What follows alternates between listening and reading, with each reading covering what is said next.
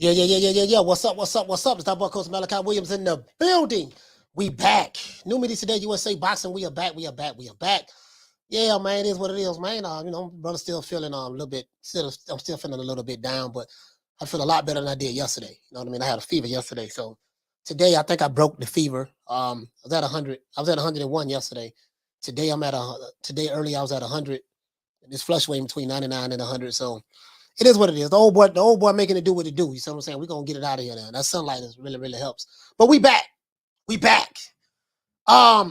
we're gonna talk about Oleksandr Usyk and Anthony Joshua. You know what I mean? Happy to be talking about a different subject matter. I have a lot of stuff going down with our channel. This is our channel. This boxing channel. We are a community of the people. We do this for the people, by the people. I'm gonna be having a lot more different guests that's come on the show, different content creators, and also just different guests in general.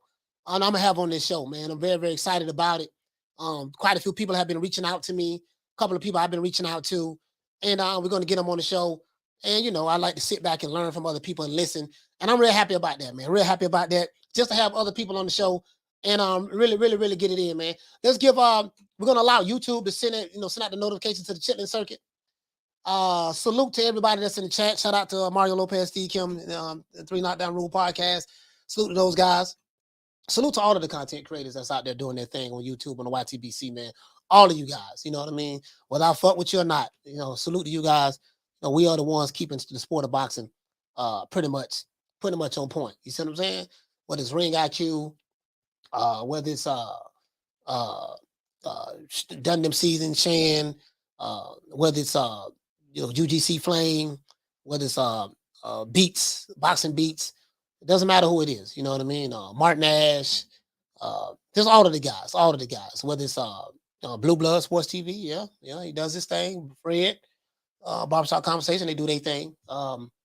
Just all the guys, Major Key Boxing, you know what I mean? Just all the guys, Blood Boxing, you know what I mean? My main man, Blood. Just everybody doing their thing. we holding the line, dog. We gotta hold the line, right? We gotta hold the line. That's how I see it. We gotta hold the line, right? At the end of the day, it's all about the sport of boxing, and we're gonna hold this motherfucker down. You see what I'm saying? Shout out to my sister Lisa Bell. Shout out to Lil Green Eyes P. Shout out to Boxer Size Ben. Yeah, Radio Raheem, and Brian Custer.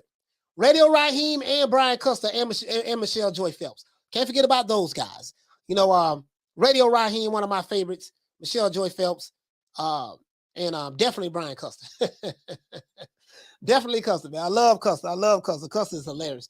Shout out to Earl Stevens. Hey, okay. For dropping that quarter of a dub on your boy. Hey, Leroy. Super chat received. Playtime's over, boy. I would say he said just rewatch Usyk Joshua 1. Joshua clearly be losing a round, and his Dumas trainer will be yelling beautiful boxing. Oh yeah. Yeah, absolutely. Oh, this is this dude right here. This Mr. Sign the contract. Sign the contract. I was looking at your comment yesterday. Sign the contract. Yeah, you know what I mean? So I would love for you to call in. I have a couple of questions for you. I would love for you to call in. When I open up the phone lines, DC, I would love for you to call into the show. Please call into the show when I open up the phone lines, please. Shout out to Thomas Jones. Let's get into it. Let's get into the show. Now, can Anthony Joshua pull out the upset versus Usyk? Oleksandr Usyk is a minus 200 favorite to defeat Anthony Joshua according to the betting odds, right? We do know that they have this upcoming fight in Saudi Arabia this weekend. A lot of boxing fans online feel that Oleksandr Usyk is the superior fighter between the two. Some fans online even feel that Usyk is the Terminator. He's the Matrix, and there's nothing that Joshua can do to win this fight. A lot of people feel that it's already a foregone conclusion as to who's going to win. Robert Garcia, Anthony Joshua's new trainer, feels differently. I got a chance to look at the fight again, the Usyk Joshua fight. I got a chance to look at it again for the third time, and I see some mistakes that AJ made against Usyk. He tried to box the superior boxer. That was his biggest mistake, right? His strategy played right into Oleksandr Usyk's game plan, and it showed. Let's see what can Joshua do differently in order to get the outcome that he wants this time around? Let's talk about it. Let's talk about it. Shout out to he said the alphabet community already dissing Lomo's return. Oh yeah. Shout out to my main man Jaime Rivera. Jaime, what's going on, fam? What the leg read? Jaime, what's going on, fam? It is what it is. It is what it is. Shout out to Gino. Gino, what to say, fam? He said AJ needs to impose his size, which he did not in the first fight. Okay, all right. Oh, that's a good point, a valid point. Shout out to my sister Bless 365. Shout out to my sister Bless, man. Salute the Bless, man. Nelly, what's going on, bro? You say, hey, everyone, blessings to you all. Yes, sir, blessings to you as well. You and your family as well. Shout out to Thomas Jones. He said, been extremely busy, moving into a new place without a moving company. Oh, yeah. You know, that's something else. When you're moving into a new place without a moving company, oh, that's really hard.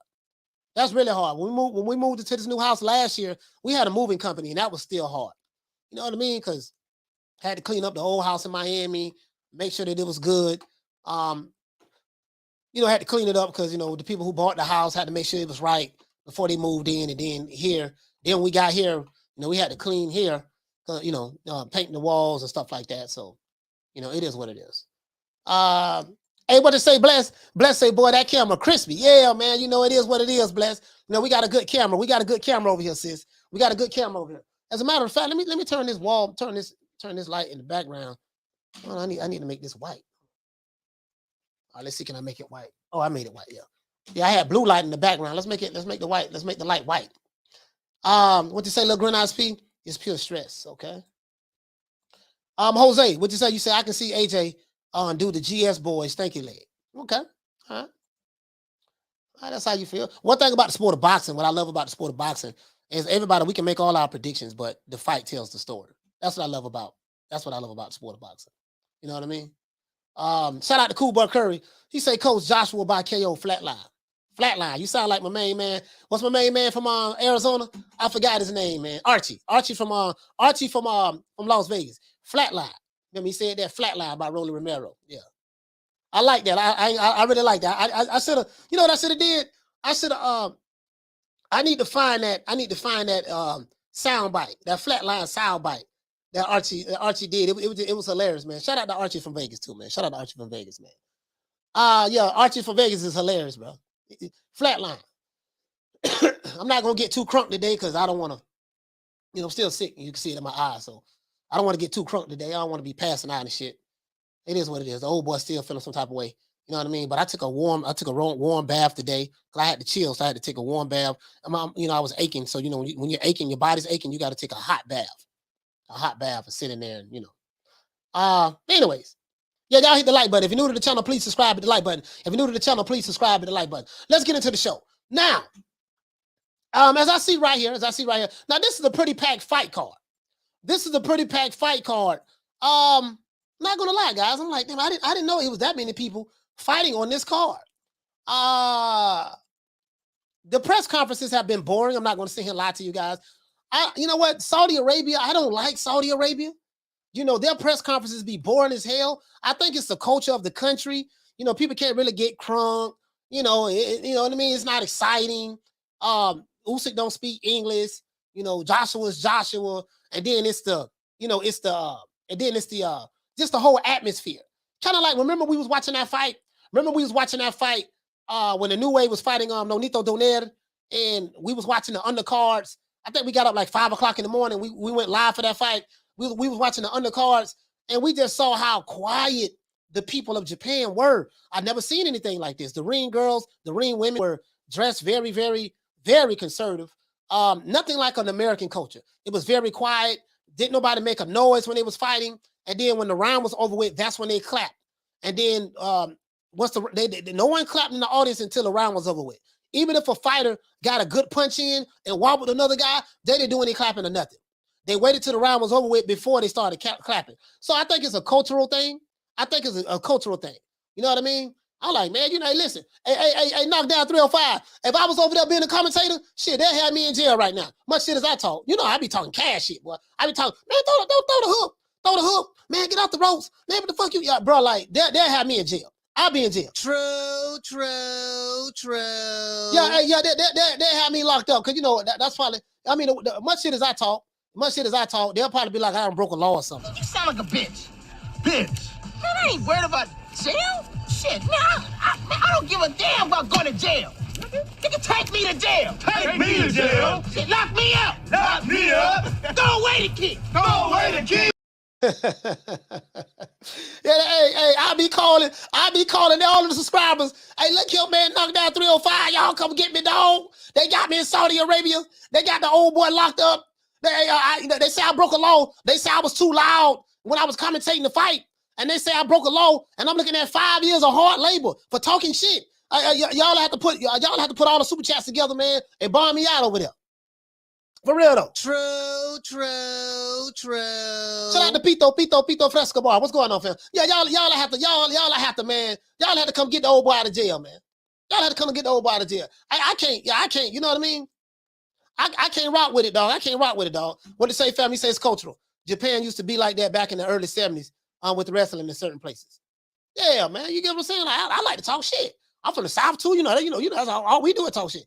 He said, yeah, cut that last part off. Yeah, for sure. Solo, what you say? You say it's changed over time, though. I don't know. Hey, what you say, fam? You said you broke the law in Saudi Arabia. He said we won't ever see you again. Yeah, man. Yeah, I'm about to pull out my Muslim card. You guys know I'm a Muslim. I had to pull out the Muslim card, even though I ain't, I had to pull out the Muslim card on him. Assalamu alaikum, man. Look here, brother, man. Check this out. So, assalamu alaikum, fam. Now, I do know that culturally, I know a lot of stuff that goes on in Saudi Arabia that I don't like. Not going to get into it on this show. But you get what I'm saying, though. I be like, yeah, man, look here, man. That's how we, hey, Prince, check this out, baby boy. This is how we do it over here. You see what I'm saying? I know y'all be quiet and reserved, and you sitting in your palaces and got millions of dollars, billions of dollars, and stuff like that. That's fine. You got the oil money. I get it. Look here, man. We're going to have to talk some shit, dog. Like, this shit dead. At least let me talk shit doing the live TV telecast. Let me do that, right? You can put me in a room somewhere, right? Just put me in a room and then have me commentating the fight, because we gotta get it crunk over here, man. We gotta get it crunk. You see what I'm saying?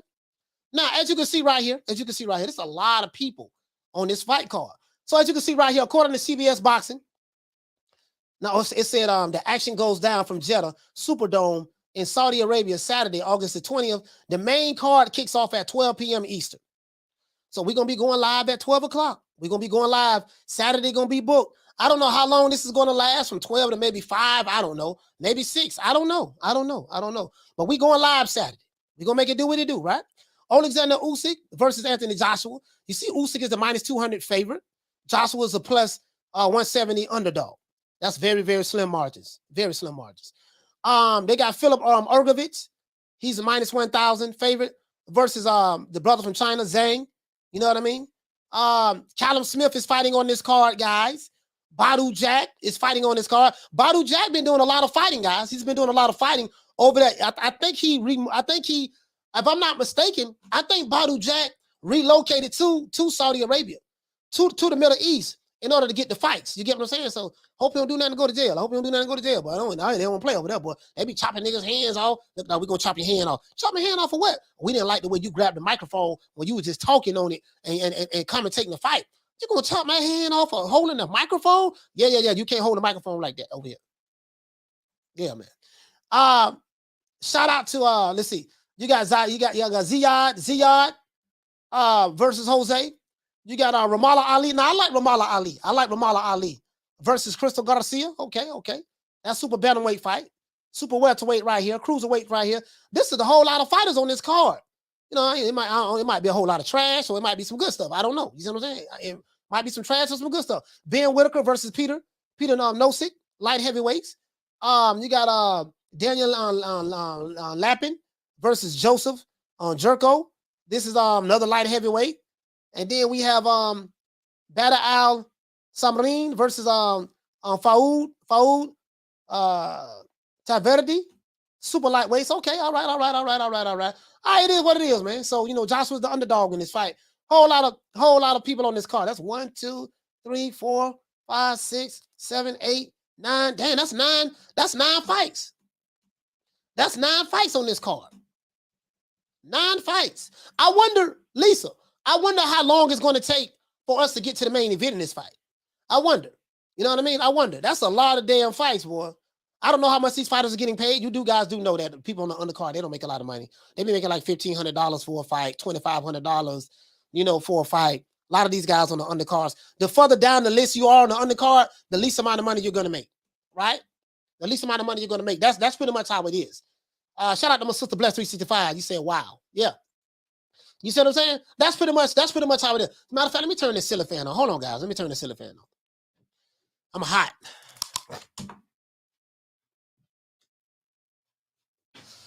Yeah, man. That's pretty much how it is. Like those guys on the bottom, shit, they fighting for hog head, cheese sandwiches, Campbell's soup. You know what I mean? Beans, bologna sandwiches, minus the cheese. I would say he said yes, the zone. Yeah, the zone. The zone. Yeah, for sure. Lot of. As a matter of fact, let's look at some of these cards too. He said they project the main event will start about 5 p.m. East Coast time here in America. Okay, that ain't bad. What you say, sis, on the zone or where? It's gonna be on the zone. It's gonna be on the zone for America, sis. We'll be able to watch it on the zone here. I have the zone, so I don't know if that's gonna be pay-per-view over here. I don't know if that's gonna be pay-per-view over here, bless or not. Shout out to Knockdown 305. He say looking like an all-day thing. Yeah, man, we gotta watch this all day, man. We gotta watch this all day, fam. Gotta watch this all day. SC, what you say? You say I work for peanuts. That's good. Hey, man. Hey, it is what it is, man. I told you, dog. Like, listen, I think that us boxing fans, a lot of us, a lot take it for granted. Like a lot of these guys ain't really making no money like that, dog. A lot of these guys ain't making no money like that, fam. Like, it ain't but the top guys. We know Joshua's the top guy in the sport. Him and Canelo and shit. And then it's him and Canelo. And then you got shit. You see how much Usyk making fighting than Joshua? That's how that shit work, bro. You know what I mean? When you're a draw, you'll have people throwing money at you when you're a draw. You know what I mean? Shit, we seeing over here in America, certain fights, I ain't gonna say no names, certain fights can't even get made. You know what I mean? You know what I mean? If you're new to the channel, please subscribe, hit the like button. If you're new to the channel, please subscribe, hit the like button. We got 87, we got 187 watching. We need to get the lights up. We got over 65 likes. We need to get the lights up. Yeah, man. That's how that is. That's how that is. What you say, David Woods? You say it's not pay-per-view on the zone. Okay, great. That's great. Brandon, what you say, fam? You say gotta clear your whole day for this fight. Hey, you know what? Saturdays, I normally take off Brandon on Saturdays. You know what I mean? Because I like them. And this is the thing. We have other fights coming on as well. As a matter of fact, check this out, Brandon. I don't know if you noticed this, right? Check this out. Let me show you this, fam. We have other fights. We got the Usyk Joshua fight, right? Then later on that night, we got Emmanuel Navarrete. Let me go ahead and blow this up a little bit. Check this out, fam. I ain't, shit, I don't know about this here, man. We got Emmanuel Navarrete versus Eduardo Baez. That's going to be on ESPN, right? And then we got Sergey Lipinets versus Omar Figueroa. We know this is supposed to be AB, but AB pulled out of the fight. That's going to be on Showtime at the Hard Rock in Hollywood, Florida. That's at 8 o'clock. So, boy, check this out. And then, so check. And then, we got the undercard. So check this out, dog. We have 3 fights on August the 20th. Usyk Joshua is the early fights. Sergey Lipinets and Omar Figueroa is the next fight. And Navarrete and Eduardo Baez is the third fight. All day boxing. Ain't that some shit? All day boxing. As a matter of fact, let's look at I just want to make sure. Showtime. All right, that's them. Sky Sports, we know they got Usyk and Joshua. Fox Sports, Fox ain't got nothing until September. And then they got Deontay Wilder. Well, Deontay Wilder got a date. He'll be fighting Robert Helenius at the Barclays Center in Brooklyn. He'll be fighting Robert Helenius at the Barclays Center in Brooklyn. I know the PBC is happy about that. I know they're happy about that. We got Wilder's back, right? So that's going to be October the 15th. So that's good. Wilder was able to come back and get a date. Him and Robert Helenius. As a matter of fact, I think, is Robert Helenius fighting? Hold on, let me see something.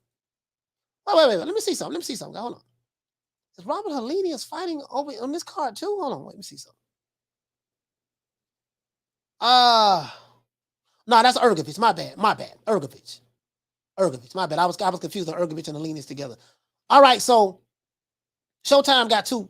Well, Fox Fox Sports got 2 fights. They got one in September and one in October, right? And then ESPN, let's see what ESPN have. This is the fight schedule for all the different networks, guys. Navarrete, and then the Zone, of course, got Usyk, Joshua, and then BT Sports.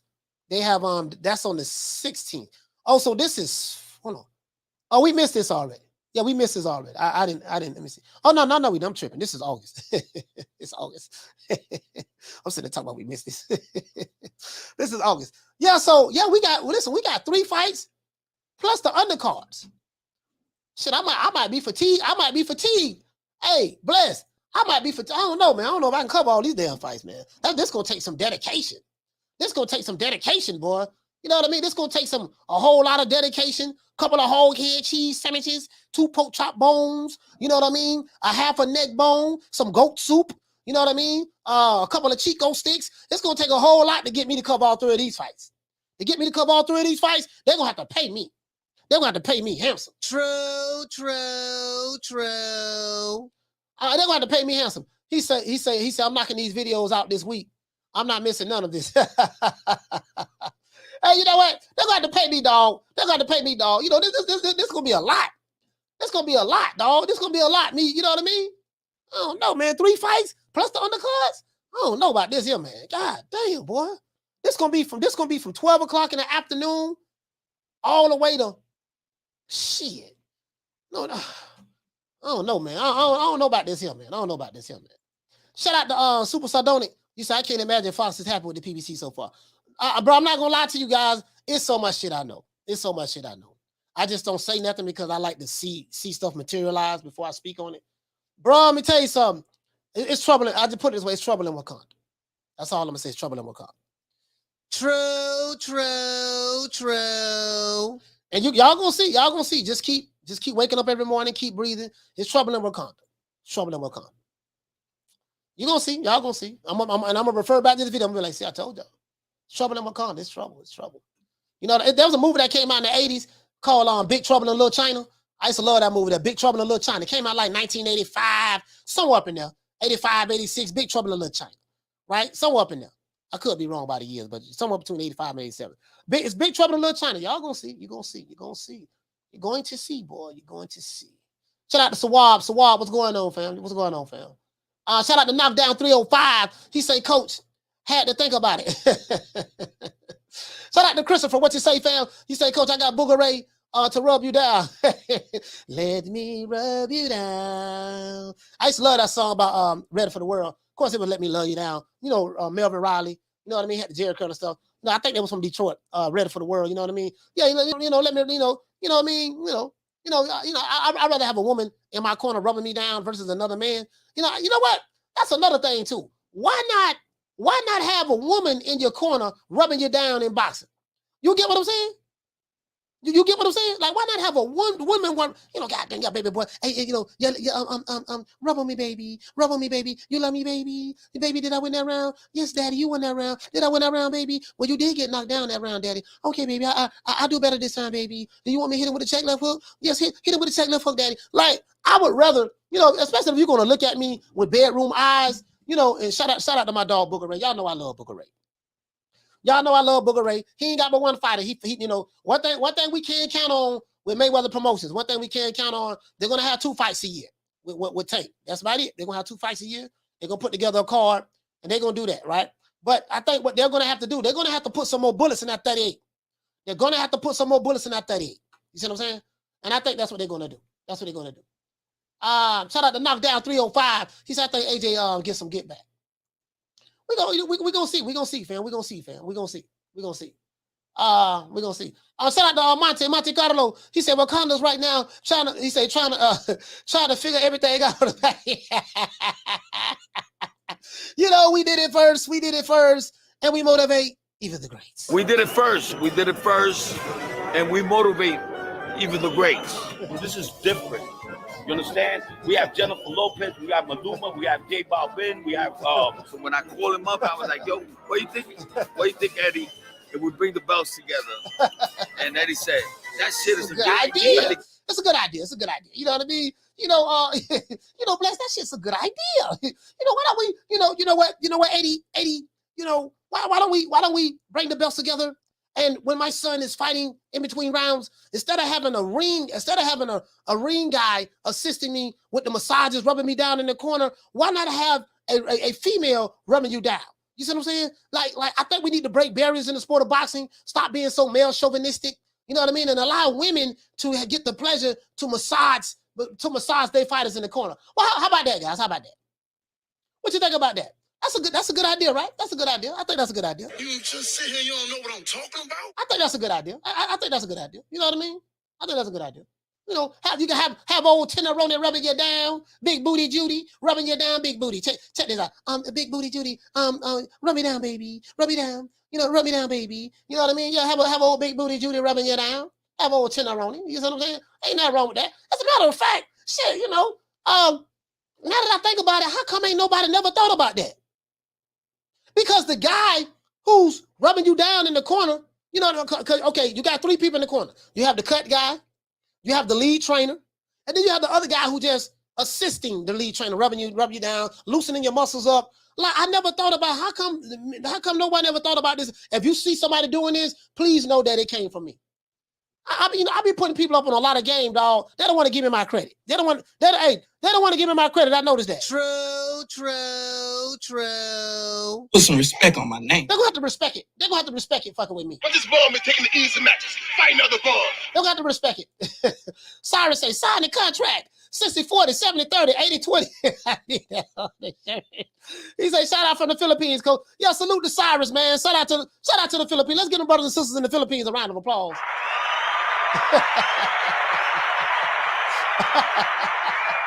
Hey, look here, man.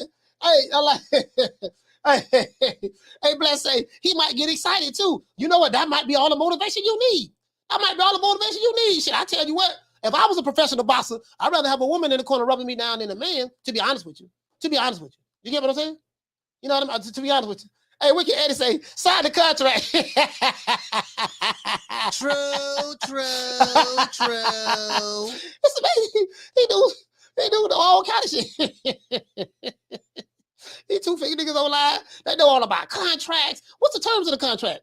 I don't know about no terms. Just tell them to sign it. What contract are you talking about? Where did you hear that from? Don't worry about what I heard it from. Just you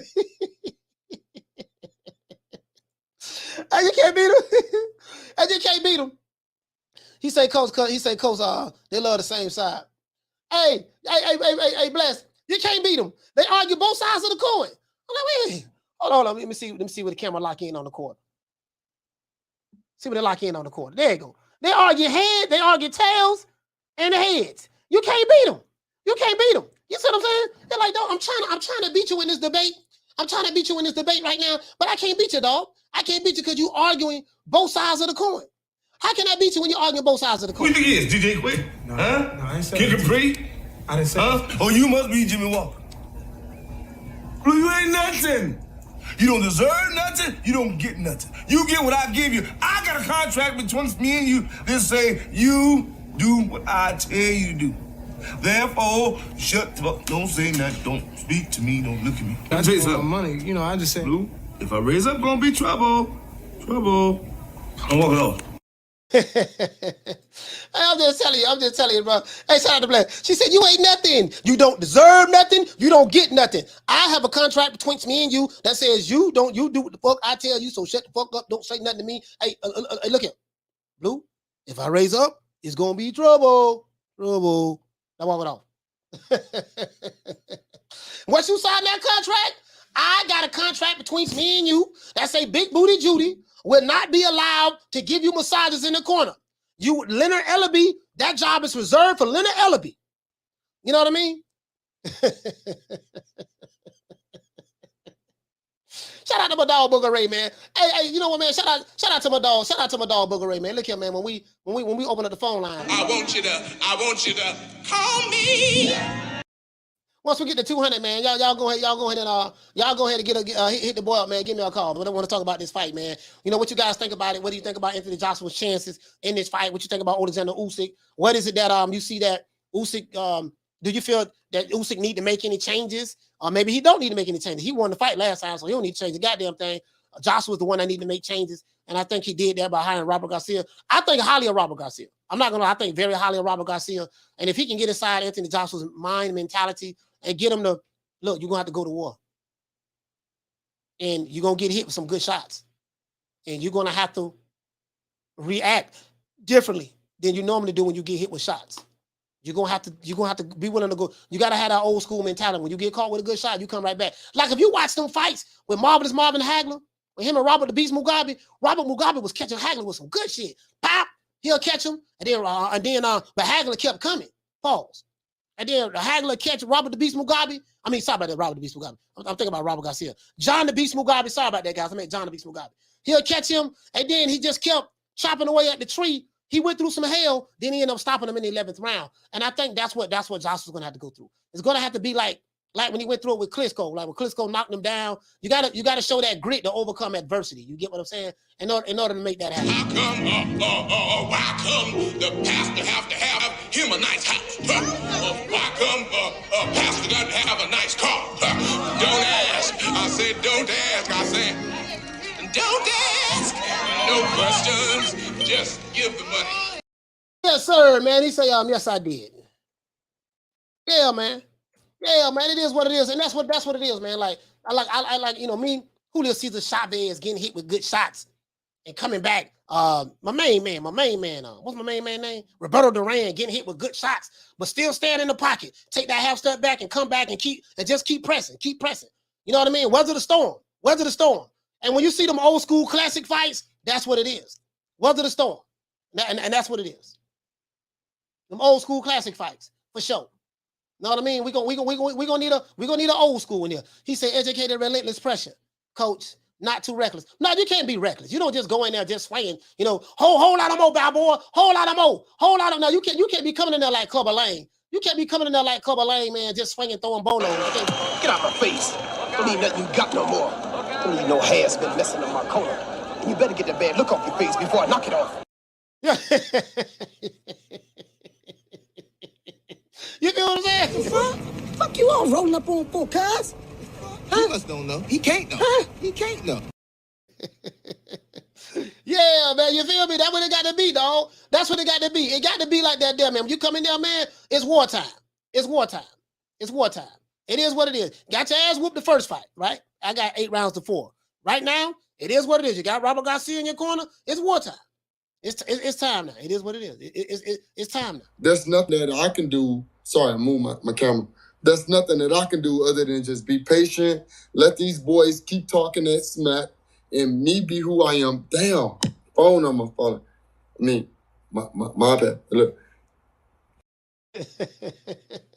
Knocked down 305. He said better get that bad look off your face before I knock it off. Hey, look here, man. Shout out to Clubber Lane, man. Let's give Clubber Lane a round of applause. Listen to you. Jay Greens, he said Usyk gets put on 15 more pounds, 15 more kilograms. He say more weight will be more than the first fight for him. I mean, we'll see. We'll see how it works out. We'll see how it works out. You see what I'm saying? Me, I just want to see a good fight. I want to see a good fight. I think we're going to get a good one. I think it's going to be a good one. I kind of wish the fight was in the UK, to be honest with you. Kind of wish it was in the UK. Kind of wish the fight was in the UK because I think people in the UK deserve this fight. But hey, man, the Saudis putting up a boatload of money. At the end of the day, when you have a mega fight like this, you auction it off to the highest bidder. So you auction it off to the highest bidder. So I feel him on that. I ain't mad at him. Get your money, man. Shit. He said, Coach, were you shocked that the judges didn't rob Usyk in the first fight? I was. No. I wasn't shocked. I wasn't shocked. You know what I mean? I wasn't shocked because I had him winning 8 rounds to 4. When it's like an 8 round to 4 fight, something like that, it's kind of hard to rob him. I wasn't shocked. If it was close, maybe. But yeah, the fight wasn't close, to be honest with you. Shout out to Super Sardonic. What you say, fam? You say on 15 pounds. No way that man put on 15 kilos. What fuck? So what you say, fam? You say, Coach, he said you want funny brother. Yeah, man. Shout out to Yasir. He said Clubber Lane and Rocket Balboa still in arbitration for the trilogy. Yeah, man, they need to do that there, man. Shout out to Just a Fan for dropping that $2. Bam, super chat on your board. Hey, Leroy! Super chat received.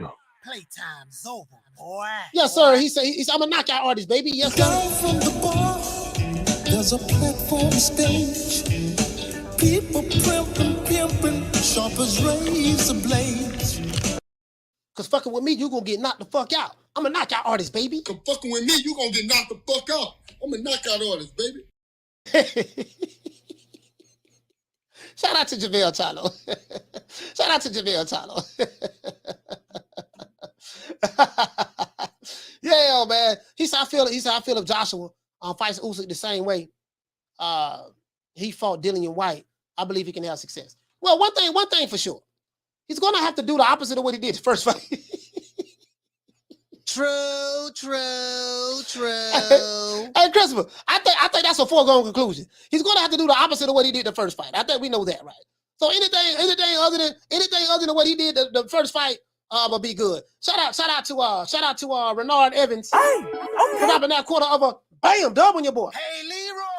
Super chat received. Playtime's over, boy.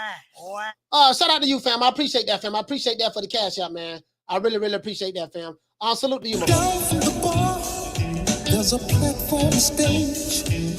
People pimping, sharp as razor blades.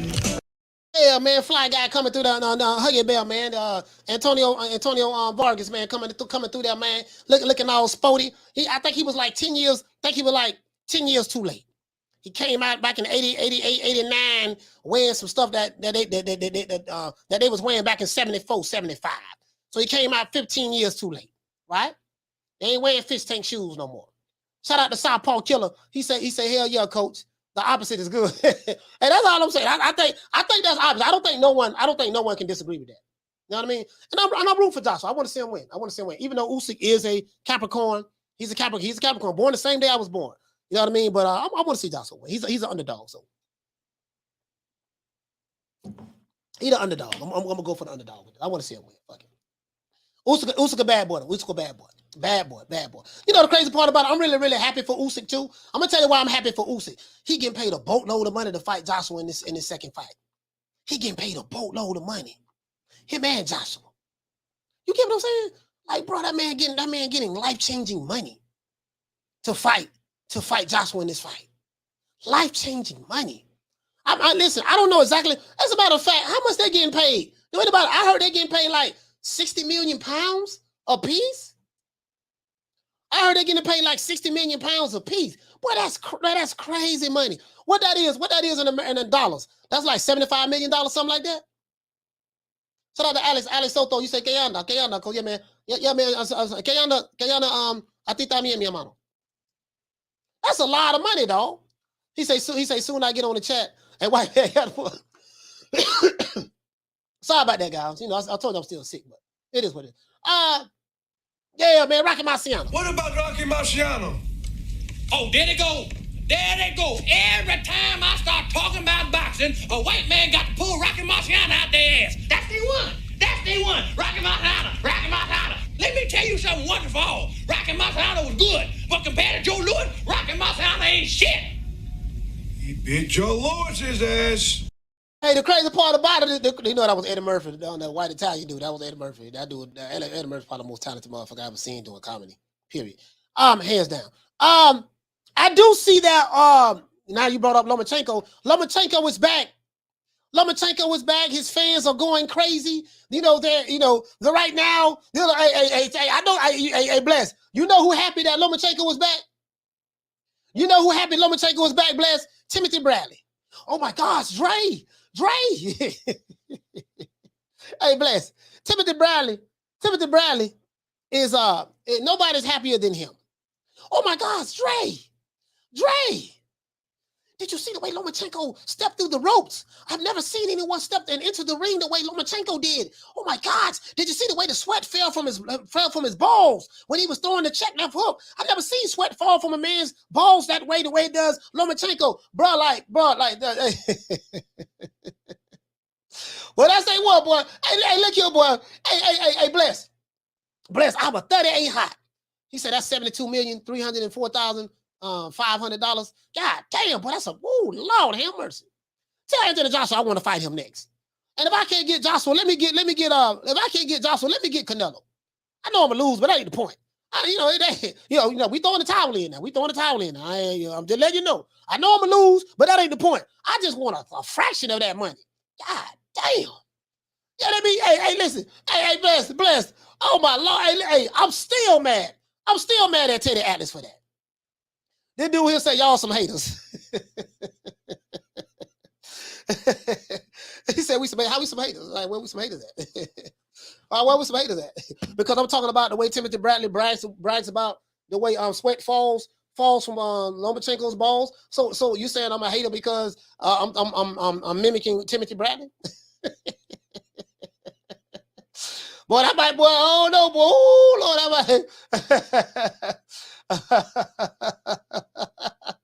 there they go, boy, there they go. Pass me them things. Let's get them. Boy, he probably,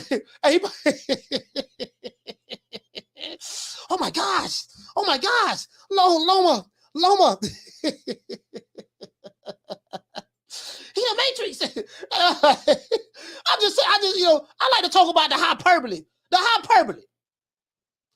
Just a lot of the shit that they be doing. Just the hyperbole. You see what I'm saying? Like, all right, come on, Timothy Bradley. Goddamn. All right. I mean, yes, Lomachenko was good, but goddamn, man, come on, man. You know what I mean? Goddamn. I tell you what, that fight between him and Teofimo Lopez was a masterclass by Teofimo. Hold on, got me blow my nose.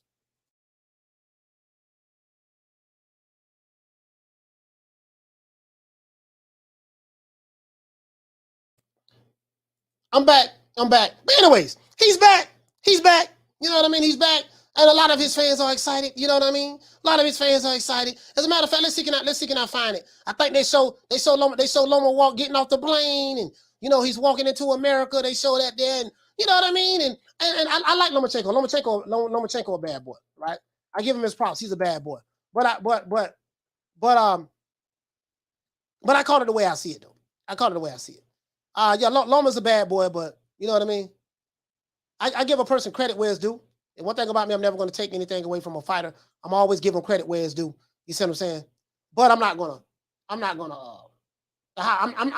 come with the hyperbole for any fighter. You know what I mean? Just if you think I'm lying, just listen to Timothy Bradley if he's commentating a Lomachenko fight, which more than likely he will be, you'll see exactly what I'm talking about. You'll see exactly. I like Loma. I like Loma a lot, but Timothy Bradley, it's Timothy Bradley for me. He didn't win. It's Timothy Bradley for me. It ain't nobody else but Timothy Bradley. Timothy Bradley and what the other dude named Teddy Atlas. You know what? Bang! And then he comes with the right hook. Bang! And then he comes and he set it up. He set the right up, but throwing the check left hook. Bang! And then he goes to the body. Bang! Then he gives an angle. I mean, I've never seen anything like this. I've been watching boxing for 75 years, and I've never seen anything like this. Like this guy is on a different level in the sport of boxing. There's literally no fight in the history of boxing that's ever been can do the things that he does. I'm like, what dog? Okay, dog, I get it. I know you like him, but goddamn, dog, like, don't you think you laying it on a little too thick? He say Tim did pick T.O. to beat Loma. Yeah, he did. He did that. That is true. But guess what though? If you listen to the commentating, check this out, Diallo Huggy. But if you listen to the commentating of the fight though, listen to the way he commentated the fight. Listen to what he commentated the fight though. That's what I'm talking about. Yeah, man, it is what it is. Shout out to the one, Mr. Ham. He said that T.O. Loma fight was a tale of two fights. T.O. dominated the first half. Loma dominated the second half. I don't think Loma dominated the second half. I think he won like maybe 4 rounds in the second half, but he didn't dominate. He definitely did not win that 12th round, in my opinion. He didn't dominate to me. He didn't dominate to me, my brother. I think he won like 4 rounds. I gave him like 4 rounds, but he didn't dominate the second half. Well, you know what? I take that back. If he won 4 rounds out of the last 6 rounds, you're right. He did dominate the second half. He dominated the second half. You're right about that. He dominated the second round. Because you got 2 halves of a fight. You got 6 rounds. I gave him 4. Because he lost the first 7 to me. The first 7 rounds he lost. And then he won the 8th, 9th, 10th, 11th, and then the 12th round. 12th round looked like Teofimo was finna knock his ass out. It looked like Teofimo was finna knock him out that 12th round. Shout out to Bless. She said he wanted Loma to win. Yeah, just listen to the commentating. The commentating it tells the story. Shout out to Monte Carlo. What you say, fam? You say Teddy Atlas on Wet Dreams of Loma and Triple G. Hey, yeah, you know what I mean? One thing I will say is this here, guys. Check this out. We gotta have, and this is where the fickle part comes in boxing from the American fan base. The American, if you're new to the channel, please subscribe to the like button. Once we get the likes to 200, I'll open up the phone lines. We need 80, 77 more likes. The American fan base, like, bro, I honestly believe, dog, like, boxing is dying in America. Like, I honestly really believe that. Like, now I have no statistical data to support that, because I would have to, and I possibly could be wrong. I possibly could be wrong because I'm not factoring in illegal streams and stuff like that for pay-per-view fights. But if you go by the microcosm of social media, they don't really, you get what I'm saying? Like, there's no twistity in the air for a lot of fights. You know, it's very damn, what's the word I'm looking for? I know there's no twistity in the air, but it's like I was talking to my friend. I was talking to my brother today. One of my best friends, and he didn't know that Joshua and Usyk was fighting this weekend. He didn't know they was fighting Saturday. And he watches boxing. Now, I don't know if he paid for pay-per-views. I think he stream them. A lot of people I know, they stream fights anyway. So, but yeah, he didn't know. And I think there's a lot of fights that go on. I think over here in America, like, and that's why I always say, thank God for the UK. Thank God for the boxing fans in the UK. Thank God for the boxing fans, the Mexican boxing fan base. Boy, thank God for you guys. And I always take my hat off to you. Over here, the American boxing fan base, I don't know what to say, dog.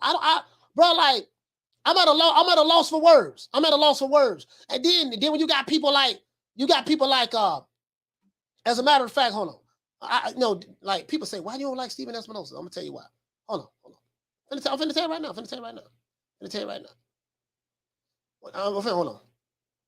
Hold on. I think it's, as a matter of fact, hold on. Let me do this. I think I have it right here. Wait a minute, guys. Let me go to my Steven Espinosa. Toss Jamal Charlo. Hold on. This is it right here. Hype.com here with Steven Espinosa. I do not own the rights to this materials for education purposes only. Check this out. Be back, man. How you expect the show to go? Look, Danny, to me, one of the fighters I respect him. I do not like that Steven Espinosa at all. I can't stand that motherfucker. You know when he lying because he go to this shit right there, right? Again, I'm not pro. I'm pro boxing. I'm not pro networks. I'm not pro executives. I'm not pro promotional companies. I'm pro boxing. Let's go. In the sport, I mean, I have respect for everybody who comes in the ring. But has fought. Everyone likes to say, "Look, I'll fight anybody, anytime." Danny says that, and he walks the walk too. I mean, you look. Let's get to the Jamal Charlo part. He's carried it out. Dave was lackluster, but his fight against Joe Porter was incredibly close. Yeah. Keith Thurman was incredible. Who's gonna blow his own horn? And he always keeps saying, no, I don't know. I know what? Like, I don't know. Anyway, I won't get an interview. I don't give a fuck. Shit, fuck Steven Evans. Let's go. Some of that for him, but I think he is underrated and underappreciated. But the reality is, like, Instagram Live, and he started talking about a lot of people. Listen to this. I'd love to know your opinion, because the other day Jamal Charlo went on, I believe it was Instagram Live, and he started talking about a lot of people, Demetrius Andrade, Triple G, Benavidez, Munguia. Okay, listen to this. Eubank Jr. Out of those fights, which one would you think is probably the most likely, or is it kind of difficult to say? Well, look. Listen to this. I think the most likely one is And the one that I think is the best is clearly to me Benavidez. Now, the reason why he's saying that the one that's the best with Jamal Charlo out of those fights is Benavidez. The reason why, because, you know, Benavidez is a PBC fighter. Jamal Charlo is a PBC fighter, right? Demetrius Andrade is a free agent. Listen to what he says. I don't respect that. I don't respect that. I want you to hear what he says, right? And this is my gripe with him. This is my gripe with him, right? You know what I mean? It is what it is. It is what it is. As a matter of fact, let me go ahead and go to. I want you to look at his body language. Let's go to history. Let's look at his body language. If you're new to the channel, please subscribe, hit the like button. 240, because I want to open up the phone line. Let's go to 240. Look at this fool body language. Okay, 242. Let's go. And I'm not saying the other ones aren't possible, but Munguia had his shot. You know, we were right there on the 1 yard line. His promoter walked away from the fight, basically. You know, Andre, you know, had his shot. He's had his shot at both of them. He had a fight. Listen to this shit. He spoke to Can you all right, Rob. Good to see you, bro. can you actually kind of clear that up a little bit, because there's this running notion that I don't know what the rest of this material. Really never wanted to quote unquote fight against Andrade when you guys were behind the scenes trying to make that fight multiple times. Yeah, and the reality, the time that I've been referring to, you know. No, they said he was trying to make the fight multiple times. Bullshit. I remember when Eddie Hearn offered them a boatload of money, something like that, in order to fight Demetrius Andrade. They turned that shit down. He's a free agent now. So it's something about these fighters that's free agents that happen to be black. For some reason, Showtime and the other side of the street can't make these fights with free agents. I wonder why. Let's go. Promoter will confirm it. Is and I don't know the year. His deal was up with DAZN, and so there was a window there where we said, okay, you know you're talking about re-signing with DAZN. You could also go this way. Give you a Charlo fight, or he sound like Leonard Ellaby. A fight and then a Charlo fight. He sound like Leonard Ellaby. And that's why I want you to look at him. With DAZN, you know, and even after the fact, he made the comment. You know, his comment was, you know, DAZN is going to keep paying me millions of dollars to fight guys like Luke Keeler. Then I'm going to resign. That says everything you want to know. That's fine. What you mean that says now? He said that says everything you want to know. DAZN going to be paying me millions of dollars to fight Luke Keeler. That says everything you want to know. That's fine. But y'all paying Jamal Charlo $1.5-2 million to fight Sulecki. I mean, it's the hypocrisy for me. Okay, you sitting back saying that Andrade is, no, he's saying that DAZN going to pay me millions of dollars to fight lesser competition, while ignoring the fact that you're paying Jamal Charlo to fight lesser competition. It's the hypocrisy and the double standard. You get what I'm saying? That's what I like to point out. You know what I mean? That's what I like to point out. Let's go. If that's the way you want to go, there are lots of ways to carry out a career. You know, and if that was his preference, and he wanted to, you know, cash in on that money. I listen to this shit. But then don't say that Jamal Charlo won't fight you, because it was there and it was a healthy offer. And don't say Jamal Charlo won't fight you. Jamal Charlo literally said he won't fight Demetrius Andrade. He literally said that. He literally said, I won't fight him. He literally said that. Don't say Jamal Charlo won't fight you. The nigga said it himself. Come on, let's go. Let's go. Now he's saying, you know, this is. And it certainly wasn't anything that he couldn't have gone and fought with DAZN afterwards if he wanted to do that.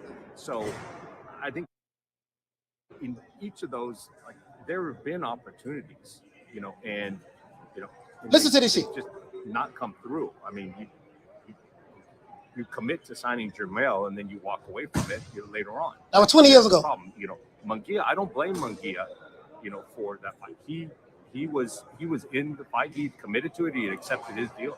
It's his promoter that screwed things up, you know, unnecessarily. You know, he said, you know, 20 times. Against Charlo fight, it kind of has a little Listen bit to of a Spence versus Crawford feeling. Not the magnitude of it, but because Crawford is a free agent and now Andrade is a free agent as well. So it's like, okay, we can really probably make that fight happen. Yeah, I mean, you could say that, but I mean, I don't really hear anybody, except for a couple very notable people, who are pushing for, you know, Charlo Andre.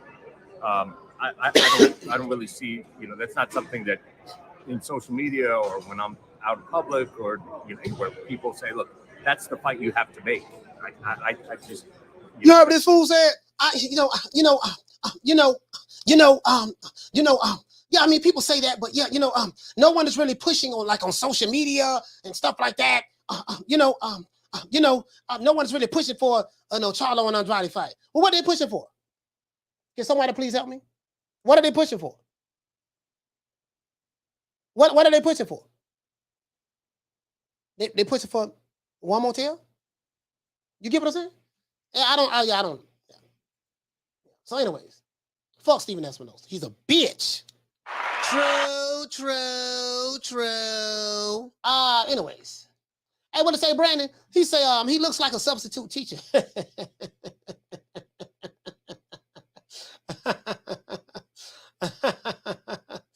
Yeah. I think the worst thing happened to boxing, man, when HBO shut down. When HBO shut down over here in America, it was a wrap. It was a wrap. When HBO shut down in America, it was a wrap.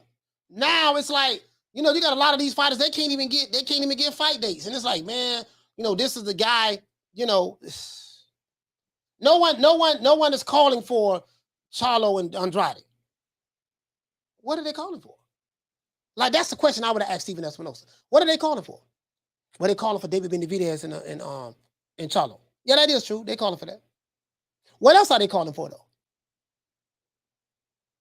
I mean, Charlo not moving up he's not moving up to super middleweight. You get what I'm saying? He's not moving up. So you get what I'm saying? And he let that be known. He let that be known right here.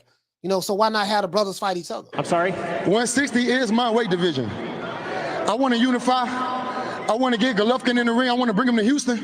You know what I'm saying? I want to get Canelo out here to Houston. If they really to come down to 160, this is my weight division.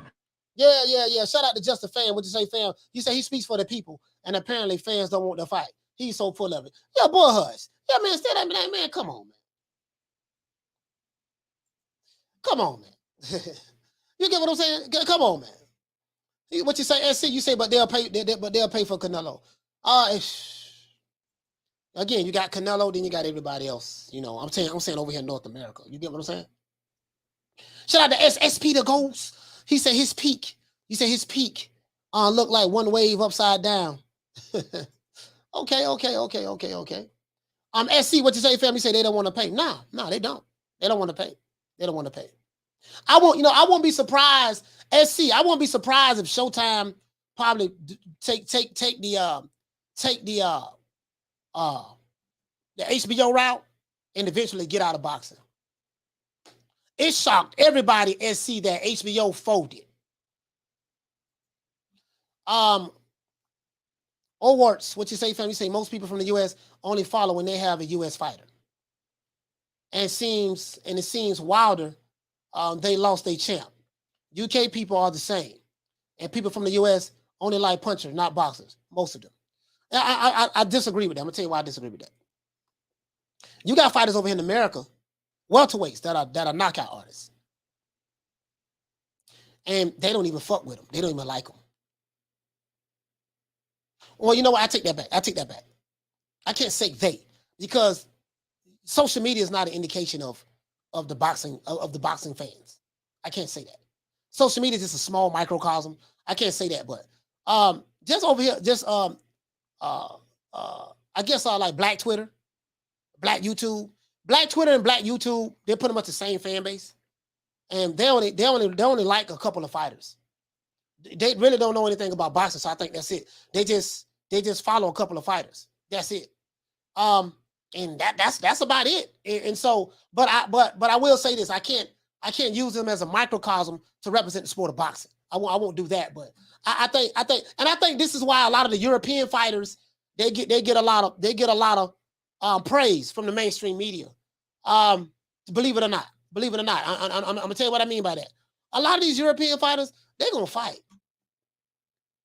Do you notice, like, when Lomachenko get ready to fight somebody, there's really no, I'm not saying he's making $20-30 million. He's clearly not. But he's making $1.5 million, $2 million, somewhere up in there, and he just want to get in the ring and fight.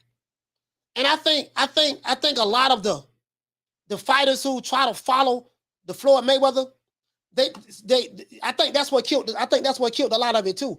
A lot of these fighters, they walking around like they made it already. We got it. We doing this. We doing that. Yeah, you doing good. You got liquor store money from a boxing standpoint. You got Hog Morgan Chitlin money. You got that. But they walk around like they shit don't stink. Like, yeah, I'm a world class. Yeah, but you ain't fighting world class competition.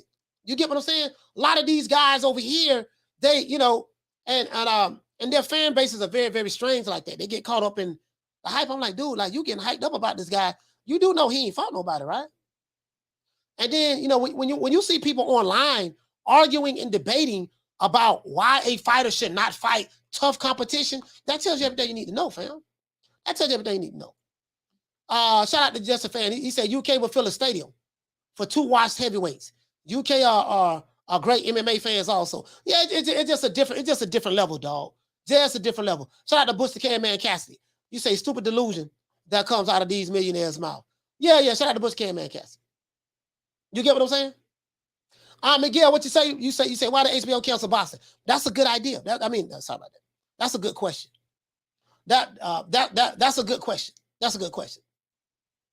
You get what I'm saying? That's a good question. Like you'll always have people, fighting, vying for, good thing is, you always have people vying for just a couple of fighters. And I think, and I'm talking about Black Twitter, Black YouTube, right? Black Twitter and Black YouTube. If you listen to go on some of these forums and you listen to some of the conversations and look at the chats, they literally don't know. They literally don't know anything about boxing. They only talk about 3-4 fighters. They don't know what a check left hook is. They don't know how to parry a jab. They don't know how to proper punch placement. They don't know what a feint is. They don't know any of this stuff. We're going to get behind this guy for whatever the reason may be, and that's what it is. And then that guy going like a perfect example. Now that once Wilder had lost to Deontay, once Wilder lost to Tyson Fury, it's like them dudes fell off a cliff, right? I'm glad Wilder's coming back. I'm glad he's coming back. And I think it's a title eliminator, him and Robert Helenius. So I think that's a good fight for Wilder to see exactly where he's at. But I think that once that brother lost, they kind of fell off a cliff. And then they got behind Tank. They got behind Spence. They still behind Floyd Mayweather. And now they're behind, it seems like, Devin Haney. It seems like it. I don't want to say all of them, but maybe some of them, they're behind Devin Haney. So it's like, they don't know who Chocolatito is. They don't know who Estrada is. They don't know who Inoue is. They don't know any of the women boxers that's champions outside of Clarissa Shields. They're very, very limited. They're very, very limited in their knowledge when it comes to the sport. You get what I'm saying? And I think that's what it is. That's what it is, fam. That's what it is. And so it takes somebody like a Wilder. It takes somebody like a Wilder or Spence, or they don't like Crawford, so but Wilder or Spence or Tank Davis to try to bring awareness to boxing for Black Twitter and Black YouTube. Only problem is, it becomes very cliquish and it doesn't bring awareness to them. It's just, hey, we just gonna get behind these 3 guys and we're gonna run with it, and that's it, and F everything and everybody else. Versus, and you notice it's always a lot of the politics that go on. You know what I mean? Like, if you're new to the channel, please subscribe to the like button. Like someone like a Lomachenko, he just gonna fight. Someone like an Oleksandr Usyk. Do you notice, guys? Oleksandr Usyk and Anthony Joshua, you didn't hear nothing about no A side, B side. You didn't hear Oleksandr Usyk fans saying sign the contract 60-40, 70-30, 80-20. You didn't hear Anthony Joshua fans saying sign the contract 60-40, 80-20, 70-30. You didn't hear that. You didn't hear that. You didn't hear that with them. Do you know that? Do you notice that? You didn't hear that with you don't hear that with them. You don't hear that when Lomachenko has a fight. You don't hear that when Canelo has a fight. When he's fighting one of these, when he fight Bullet, you know what I mean? Like, it's like, okay, look, okay, how much you want? Okay, I'm gonna pay you this, puto. Don't worry about it. You want 10, I'm gonna give you 8. You get what I'm saying? Because this guy's making 7 times more than he ever made in his life. So you get what I'm saying? But when it comes to the fighters who don't make all of that money, but they got this rabid casual fan base, it's all the difficulties. It's all, it gotta make sense. I'm like, dude, this dude ain't nothing but a $750,000 fighter. You do know that, right? And you get the other $750,000 on the back end. This is the back end fighter. You have front end fighter, back end fighter. Front end fighter, back end fighter. Some couple of fighters, they get paid all their money on the front end, meaning the guarantee. And then you have fighters, they get most of their money on the back end. And the back end is contingent upon you have to hit a certain benchmark on sales and stuff. If you don't hit that benchmark, you don't get that what they say you're going to get. So I do notice that. I do notice that. I do notice that. You get what I'm saying? Shout out to Yarmus. Shout out to Sean. He said exactly, who cares? They fight and do good business. Yeah, we just like a boxing fan, we just want to see the fight, Sean. We don't care nothing about A side, B side, and all that stuff there. Yarmus says, Usyk not playing, he's hungry. But what I'm saying though, fam, is you don't hear the bullshit when it comes to those fighters. I think HBO seen the writing on the wall. Too hard to make fights due to politics and the online streaming, cut into the pay-per-view profits. Plus Mayweather left, and he was a huge draw. Yeah, those big pay-per-view fights, from the Black American boxing, for the Black American fighters, Dwayne, that's over. Floyd Mayweather took all of that money out. Floyd Mayweather took all of that money out. He took all of that money out. Who was this clown? South Clown. He says, you calling me out? You get what I'm saying, though? I think Floyd took all of that money. So anybody else who's trying to, we're going to do the Floyd Mayweather blueprint, there is no blueprint. There is no blueprint. Floyd took all whatever little bit of money that he robbed the bank, that's over with. And now the new norm is if a fighter do 200,000 or 250,000, and guess what? They don't reveal those numbers. So we really don't even know what these fighters are doing. See, this is how this works. Boxing today is all about the illusion. You have a scumbag by the name of Steven Espinosa. There's a reason why he doesn't want to release pay-per-view numbers of fighters. What they do is they'll leak some information out to someone like a Mike Coppinger, Michael Benson, and they'll say, yeah, man, this fighter, one of our fighters over here, he did 250,000 pay-per-view buys. It's always 250. You know, 250 is the magic number. Did Steven Espinosa say that? No, he didn't say that. Did Al Heyman say that? No, he didn't say that. Did Floyd Mayweather say that? No, he didn't say that. Did Sam Watson say that? No, he didn't say that. Well, where you got that from? Well, that's what Michael Benson said. Where did he get it from? Can we have any receipts on that? Back in the day, Showtime will show you that Floyd Mayweather broke all types of records. Today, they don't show the pay-per-view numbers. You want to know why? Because they lying about the pay-per-view numbers. These fighters ain't doing that. You'll be surprised, dog. You'll be surprised. Now, this might hurt other people's egos as related to their favorite fighter. Fact of the matter is, guess what? They don't release those numbers, and they don't release them for a reason. True. Nigel said people need to remember Floyd was a generational talent. One of many reasons why he made the money he did. Yeah, generational talent. Dance with the Stars, WWE, Justin Bieber, pop culture, hip hop culture, 50 Cent. There was a whole lot that went into that. Oscar De La Hoya, can't forget about Oscar. Say what you want to say about Oscar, can't forget about Oscar.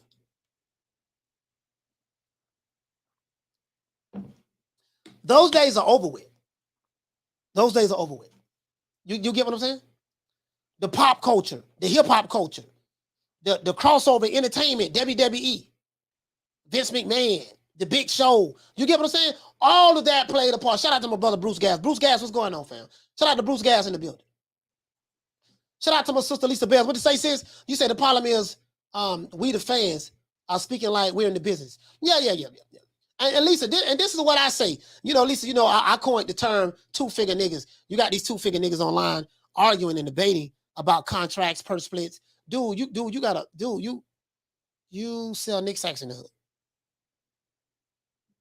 You be on your PS5 all day talking about how many points you scored with LeBron. You literally have not read your employee handbook, but you talk about contracts, signed contracts. That's not your field of expertise. And when people ask you some serious questions, what's the terms of the contract? Don't worry about the terms. We don't know the terms. Just sign it. Oh, okay. What did you hear anything that Stephen Espinosa said? They sent this fighter a contract. Nah, Stephen Espinosa ain't say that. Did Al Heyman say it? Nah, Al Heyman didn't say it. Did the fighter say it? Nah, neither one of the fighters said it. Did Leonard Ellaby and Floyd Mayweather say it? Nah, neither one of them said it. So when you say sign the contract, where did you get that from? And neither one of the guys who are involved said it. Why are you saying it? Where did you get it from? You get what I'm saying?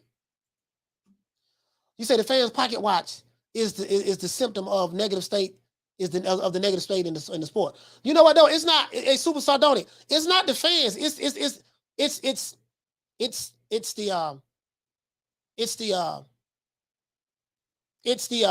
the black social media fan base platforms. Go to black Twitter. You'll see what I'm talking about. Go to any of the black YouTube channels. You'll see what I'm talking about. They're the only ones that do that. You don't see that with the other channels. And on Twitter, you don't see that with anyone else. I'm telling you, I be on social media a lot. It's the dudes who the brokest that ain't got a pot to piss in and a window to throw it out of be the ones talking the most about pocket watching and fighting and watching other people's money. It's always the dudes with the least that's doing the most. I call it the way I see it. And the thing with me is I call it the way I see it, right? I say the things that others are afraid to say. Or maybe they feel they can't say it. Because I don't care about no backlash. I really don't care. What else you can do? Just call me a name. That's about as far as that's going to go. But you get what I'm saying? That's what it is. Listen, go on Twitter right now. You see exactly what I'm talking about. And that's what it is. That's what it is. VQ Chris say 80-20. The Martian, what did he say? He said, what killed boxing on HBO with Stephen Espinosa getting the job at Showtime and Golden Boy taking Floyd Canelo to Showtime. Yeah, but look at it now. Look at it now. Now it looks like Showtime is dying off.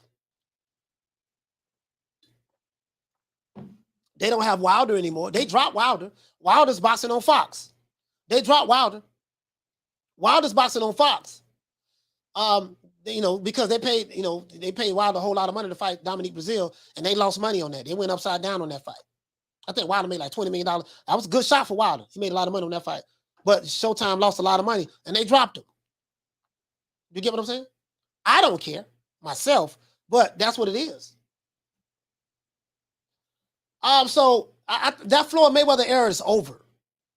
And a lot of these guys, it's an illusion, guys. It's an illusion. It's Barnum and Bailey's. You know what I mean? It's an illusion. It's, the eyes see, the ears hear, but nothing's what it appears to be. We need 33 more likes so I can open up the phone lines. That's what it is. That's what it is, fam. That's what it is. Shout out to Lisa. Lisa say, I lose brain cells listening to some of these people. True. I just call it the way I see it. That's why I love boxing fans from the UK. That's why I love the Hispanic boxing fan base. Because the Hispanic boxing fan base and the UK fan base, they don't care nothing about 70-30, 80-20, 90-10, 60-40, sign the contract. You'll never hear them say that shit. You'll never hear them say that shit. Just think about it. Just think about it. You'll never hear them say that. I haven't heard one peep from Oleksandr Usyk fans and Anthony Joshua fans. Sign the contract. Joshua the A side. He the big fish. You never heard them say that. Never. But when it come When it comes to these broke ass niggas over here in America, that I like to call them Wakanda niggas, when it comes to them, oh my Lord. And I'm like, you do know this is above your pay grade, right? You do know this is above your pay grade. I want to see the fights. You want to negotiate contracts. I want to see the fights. You want to threaten people online. Like, bro, like, just think about it. A new way, the monster. You don't hear his fan base from Japan talking about 60-30 and all that shit there, 70-40 and 80-60. You don't hear them saying that shit. Shout out to Mr. Golden. Mr. Golden, what's going on, fam? Shout out to Mr. Golden in the building. Hey, Jaden say, you just hear Sweet Caroline on the walkouts. Yeah, that's about all you're going to hear, Sweet Caroline. You're going to hear Sweet Caroline. Shout out to the unbiased fan. He say, how the fuck is Wilder fight on pay-per-view without a high-quality second fight? PBC been screwing the fans over.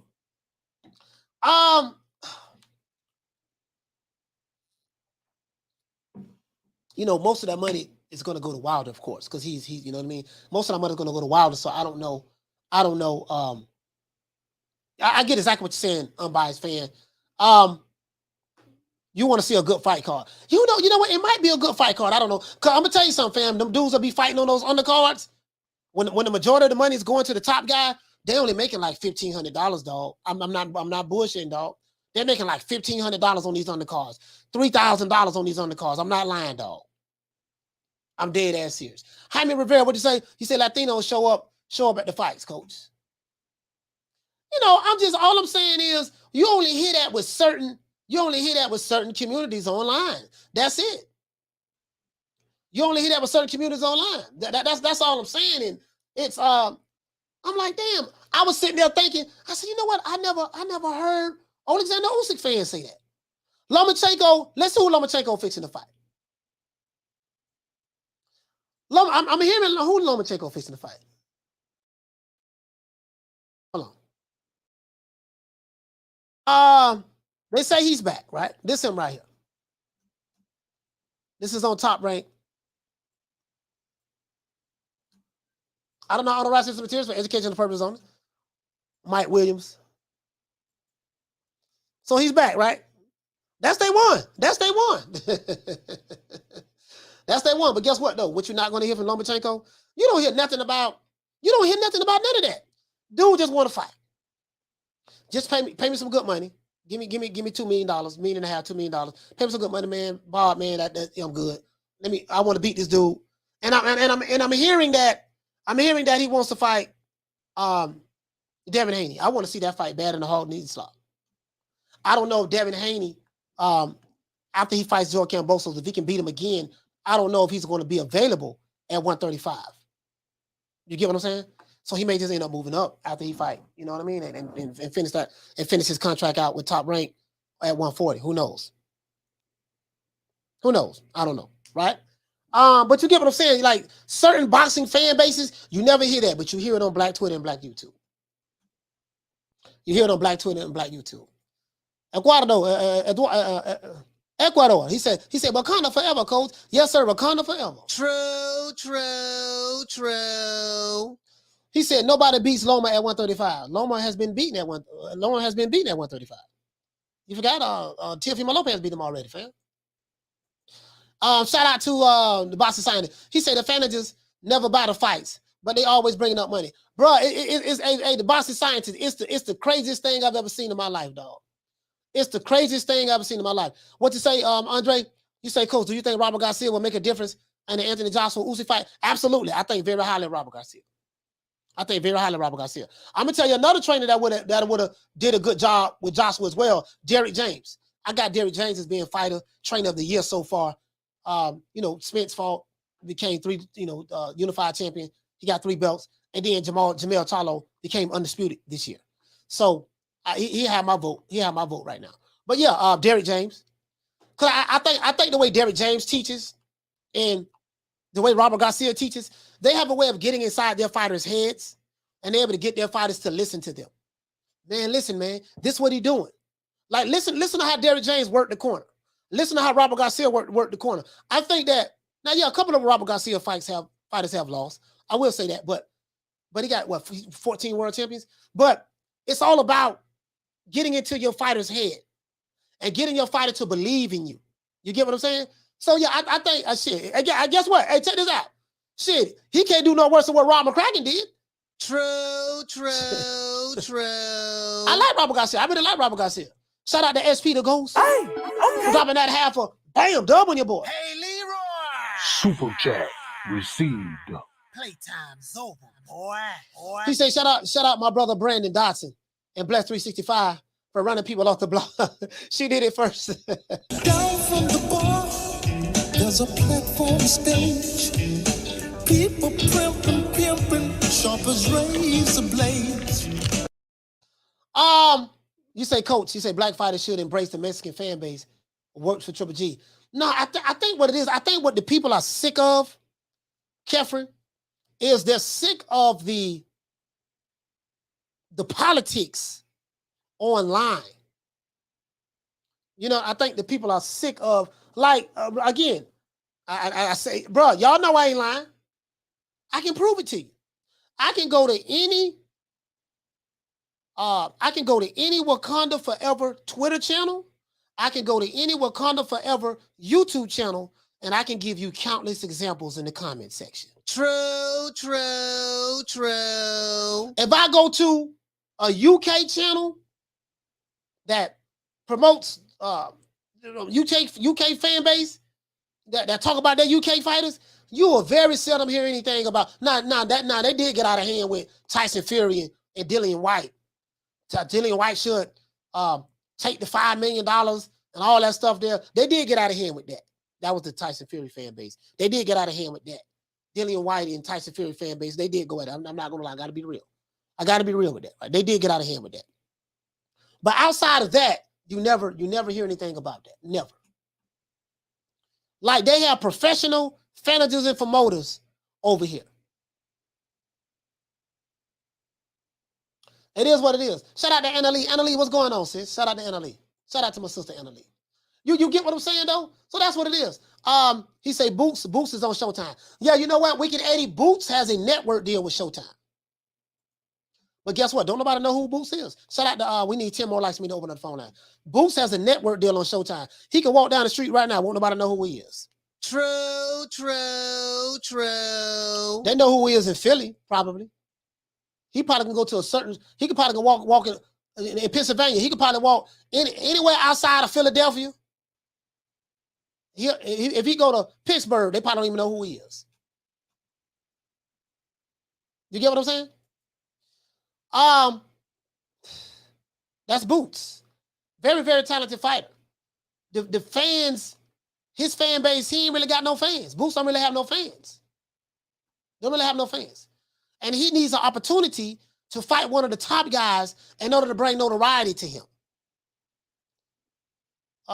Virgil Ortiz. He needs the opportunity to fight one of the top guys to bring notoriety to him. When this fight don't happen with Crawford and Spence, once it's official that it's not happening, Terrence Crawford and Errol Spence need to fight Boots Ennis and Virgil Ortiz. I want to see Crawford give Ortiz a shot at his title. And I want to see the sanctioning bodies mandate Spence to defend his titles against his mandatories. Whether it's IBF, whether it's the WBC or the WBA. Because the young guys got to get a shot. We can't have these two guys holding up the welterweight division. You get what I'm saying? You can't have these two guys holding up the welterweight division. Jaime, what you say, fam? You say, Coach, I feel Joshua needs to be aggressive. And Garcia as a trainer is good for that. What I will say, Jaime, is he can't do no worse than what Rob McCracken did. Anything other than Rob McCracken is a positive in my book. And I like Robert Garcia a lot.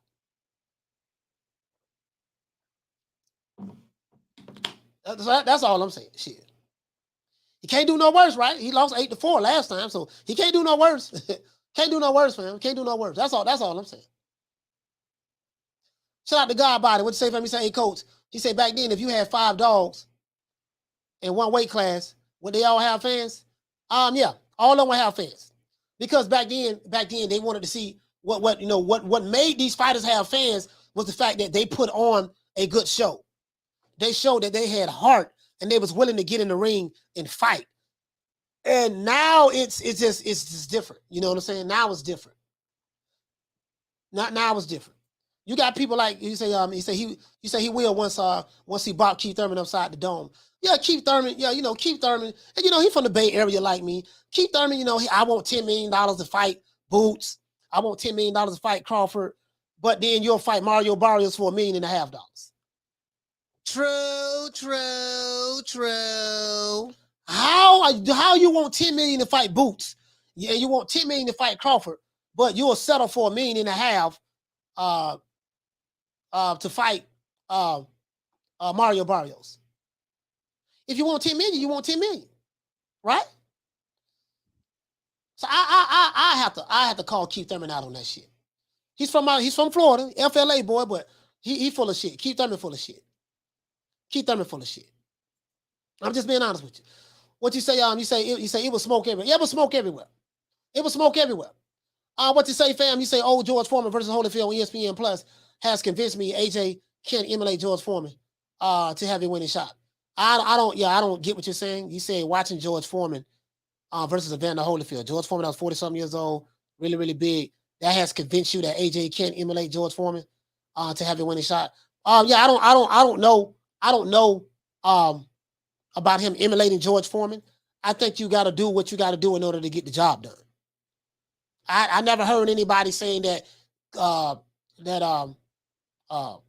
Joshua should emulate George Foreman. I never heard. You're the first person I've ever heard say that. I've never seen anybody online say that. Eddie Val, what did he say? Old head, I know, cool with Boots. He's 52, 53, ripped up like a 60, 70 fighter. Boxing scientist, what did you say, fam? You say Keith won't fight Boots. No, he ain't fighting. He say he want $10 million. Say he want $10 million. Eric Griman, what you say? You say Helenius is a live dog against Wilder. You know what?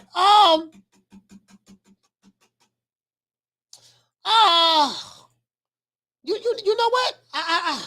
Shut that soft ass shit up. And the best man Shut that soft. That's some soft ass shit. Shut that soft ass shit up. All that soft talking. I know you can do it, man. You got the. Man, shut that soft ass shit up.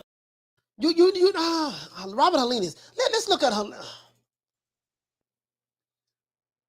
I'm not gonna lie to you guys.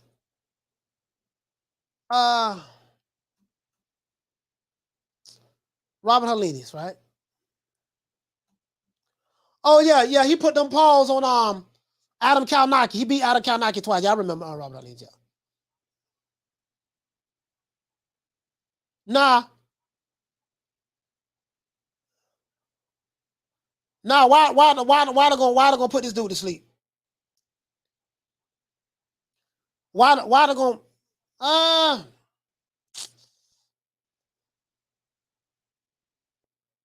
You know what though? I don't know. Now that I think about it, I don't know because we don't know exactly what does Wilder may have left after those two devastating losses to Tyson Fury. So as a matter of fact, let's look at Robert Helenius. He's been active. He's flat-footed. He has stamina issues as well. But Wilder has stamina issues as well. So let's see. Hold on. Let's go to BoxRec.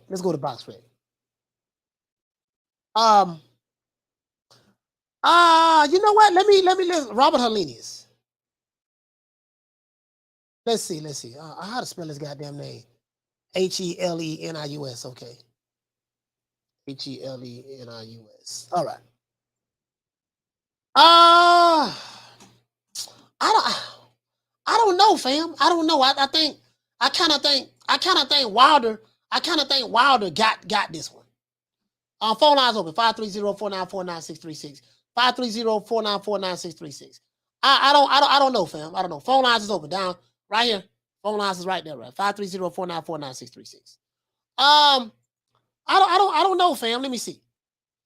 Robert Helenius, he has been active. The Nordic Nightmare. He's from Finland. He's fighting Wilder at the Barclays Center. He fought Adam Kalnaki twice. They fought in 2020, 2021. I think the good thing that he has going for him, he's had 2 fights. He's had 2020. He fought March 2020. Then he came back and had another fight October 2021. I don't know, man. You know, I gotta think about that film. I kind of. It depends on what Wilder has left in the tank. Caller, what's your name? Where you calling from? What's up, Coach? This is Adrian Rainer from Dallas, Texas. Adrian, talk to me, fam. I'm gonna let you know. Go ahead. Hello? Yeah, go ahead. Okay. I'm gonna let you know. Whoever commentated about saying that Joshua has to go in there and fight like George Foreman versus Holyfield, right? That makes no sense to me because, first of all, they're 2 different fighters. Yeah. 2 different aspects of fighters. Holyfield never fought like Usyk, and Usyk never fought like Holyfield. Yeah. So I don't understand that part about it. Secondly, you're right. I said this a long time ago about Joshua compared with Wilder. Joshua was aiming to be one of the greatest heavyweights of all time. He challenged himself when he fought Klitschko, something Wilder never wanted to, because his management never wanted him to take that dangerous spot to fight for, to fight against Klitschko for all the titles. Yeah, that's true. That's true. That's true. Shelley Finkel said that. That is true. He said Wilder was a baby. Yeah, he said Wilder was a baby. He was a baby. Can you believe that? Knocking people out. So who the hell was he knocking out? Infants? Yeah. I just don't understand it, man. So Joshua, for me, Coach, he showed the world when he beat Klitschko, the way he got back up after the 5th round. Yeah. He came back and he that uppercut just destroyed Klitschko, which his era was great also. I mean, he had no names, but at the end of the day, it is what it is. You know, he was in the era. Right. So for me, Joshua always aimed to be the top dog, always wanted the reputation to say, hey, you're gonna come to the heavyweight division, you gotta come through me. And that's what Usyk did. He came, he beat him, and I think in the rematch, Andy Ruiz has nothing compared to Usyk. This is a top level type of fight that people should be salivating about, should be loving, because the only way that I see this is where you compare greatness to something that was hype. Like I always tell you about Tank Davis' hype. When Wilder went in there against Fury, that first fight, he thought to himself, oh, I got an old ass bum. He ain't nothing anymore. He ain't what he was when he fought Klitschko. And he got exposed. And that was the kryptonite. All you had to do was move, jab him, move around, take a couple of punches, avoid the big hammers. But Fury showed even better to expose Wilder's game. And now everybody, even Hellenius, I'm sorry, Coach. Even Hellenius will go in there, and I promise you, he will be a strong dog in that fight, and he will cause Wilder to get hurt. Peace out, Coach. Joshua number 1. Shout out to Adrian, man. I'll call him Dallas, Texas, man. Salute Adrian. Yeah, I don't know, man. Like I'm kind of torn about this, right? I'm leaning towards on Wilder, to be honest with you, but I'm kind of torn about this because I think Hellenius' style is perfect for Wilder. To be fair, caller, what's your name? Where you calling from? Hey, Coach, what's up, man? You said. What's your name? Danny. What's going on? You all right? Yeah, Danny. Danny, you calling from the UK? Danny from UK. Talk to me. Yeah, I'm calling from the UK. Yes, sir. Listen, I want Joshua to win this weekend, man. Big weekend, you get me? Big weekend for us Brits. Big weekend for the heavyweight division. I think he's going to pull it off. Just needs to come in heavy. Friday's a big day with the weigh-in. If he comes in heavy, like heavy, you know what I mean? Just go all out first 3 rounds. I'm not even saying first 6. Go all out first 3 rounds. Lean on him. You get me? Do everything. You know what I'm saying to you? Do all the dirty tricks under the book. You know what I'm saying? Just, you get me? Lean on him. Put pressure on him. Just be all over him. You get me? Give him no space. You're the bigger guy. Yeah. You've got the bigger reach. You know what I'm saying to you? The taller guy. Use that to your advantage. And with the heavyweight division, you know this, Coach. You got no limits. You can come in as heavy as you want. It's not like the other weight classes. It's not really a weight class like that. Yeah. Come in whatever you want. Come in heavy. Beat this Donya. You get me? Because, yeah, man. But listen, I'm Muslim as well. I know you're Muslim. Assalamu alaikum. You get me? Inshallah, Joshua wins. You get me? Yes, sir, man. Salute to Danny from the UK. One thing I will say, guys. One thing I will say that Joshua can do, Oleksandr Usyk don't like body shots. go straight to his body. And that's what Robert Garcia is going to do different. We're going to his body. They're going to go straight to his body. You got to go straight to his body. Go to the body. That's what he's going to have to do. Shout out to Jugs. Hey, okay. For dropping that quarter of a bam dub on your boy. Hey, Leroy. Super chat received. Playtime's over, boy. If you know anything about those Mexican trainers, they specialize in one thing. If they don't specialize in nothing else, those Mexican trainers, they're going to teach you whether it's nacho, whatever, you're going to go straight to the body. If you look at like some of the body attacks that Canelo does, and I know he ain't trained by, with Eddie Reynoso, they're going to go straight to the body, go straight to his body. I don't give a damn, go straight to his body. And that's what Teofimo did with Lomachenko as well, going straight to his body. Them Eastern European fighters, they hate those body shots. They hate those body shots. Down from the bar, there's a platform stage. People pimping, sharp as razor blades. Shout out to Jugs. He say thanks, coach. He say the chat can always use that Brona. Shut that soft ass shit up. And the best man Shut to win. That's some soft ass shit. Shut that soft ass shit up. All that soft talking. I know you can do it, man. You got to, man, shut that soft ass shit up. Yeah, so you go straight to the body. Yeah, if you see like when Andre Ward fought Sergey Kovalev, they hate them body shots. If you look at when Lomachenko fought Teofimo Lopez, he kept jabbing to the body, throwing off the rhythm, the timing. And it wore over a period of time, and it made Lomachenko have to dig real deep in the second half of the fight. It looked like he almost got stopped in the 12th round. But go to the body. He didn't do that. He didn't do that in the first fight. That's it. And that's one thing I will say about those Mexican trainers. Oh, you're going to the body. If you're gonna listen, if you get a trainer, and even if you get some of the Black American trainers, like a Derrick James, we going to the body. The Black American trainers, we going to the body. We don't need none of that pretty shit. No, we going to the body. We finna break it down like a 57-7, baby boy. Every time he throw a punch, slip, bop, go to the body. Bop, go to the body. Yeah. Caller, what's your name? Where you calling from? I'm Sean Alexander calling from Virginia. Sean calling from Virginia. Talk to me. Yo, what's up, bro? Sorry, cut off. Yeah, my bad. Yeah, for the Wilder and Arias fight, man, Wilder done been down, 3 times? Well, twice, 2 defeats, and he's already, 35, 36? Yeah, that I clip think he's could be 36. tragic, man. Yeah, so that clip could be tragic, especially for a fighter that lost his fear factor, which is his main thing, because let's be honest, dude just sit there in front of him in fear of the power. I think it's going to be a tough fight. Not saying he's going to lose, but I don't know, man. At 36, that could be tough to recover from. But the thing is, we won't know. We won't know exactly what Wilder has until we see him in October. I don't know if Malik Scott is still training him as well. He's fighting Robert Helenius. Helenius, he's going to have to be in hell of a shape. I honestly think that he's going to be tailor-made to get caught with that right hand. Maybe he can make the fight ugly and see can he gas Wilder out. I think Wilder should come in light in this fight and use his speed versus trying to bulk up in weight and trying to match the bigger man. Because Wilder got a lot of his knockouts from his speed. So if he come in at like 212, 215, I think he'll be good. I think he'll be good. Yeah. I think it'd be good to see him come. It'd be good for boxing to see him come back for 2 reasons, like you spoke of. Like that perfect record shit gotta go out the window. And if Wilder wins his rematch and can secure the bag for the next match he has, and AG wins his rematch, I think that helps like diminish the value of that perfect record BS that we're in right now. You know what I'm saying? Especially if AJ could like get this win, which I think he will, and but he's already getting a big bag, but really sure that you could get a loss, come back and still be one of the top dogs. I think that's good for boxing if both of them win their rematches, honestly.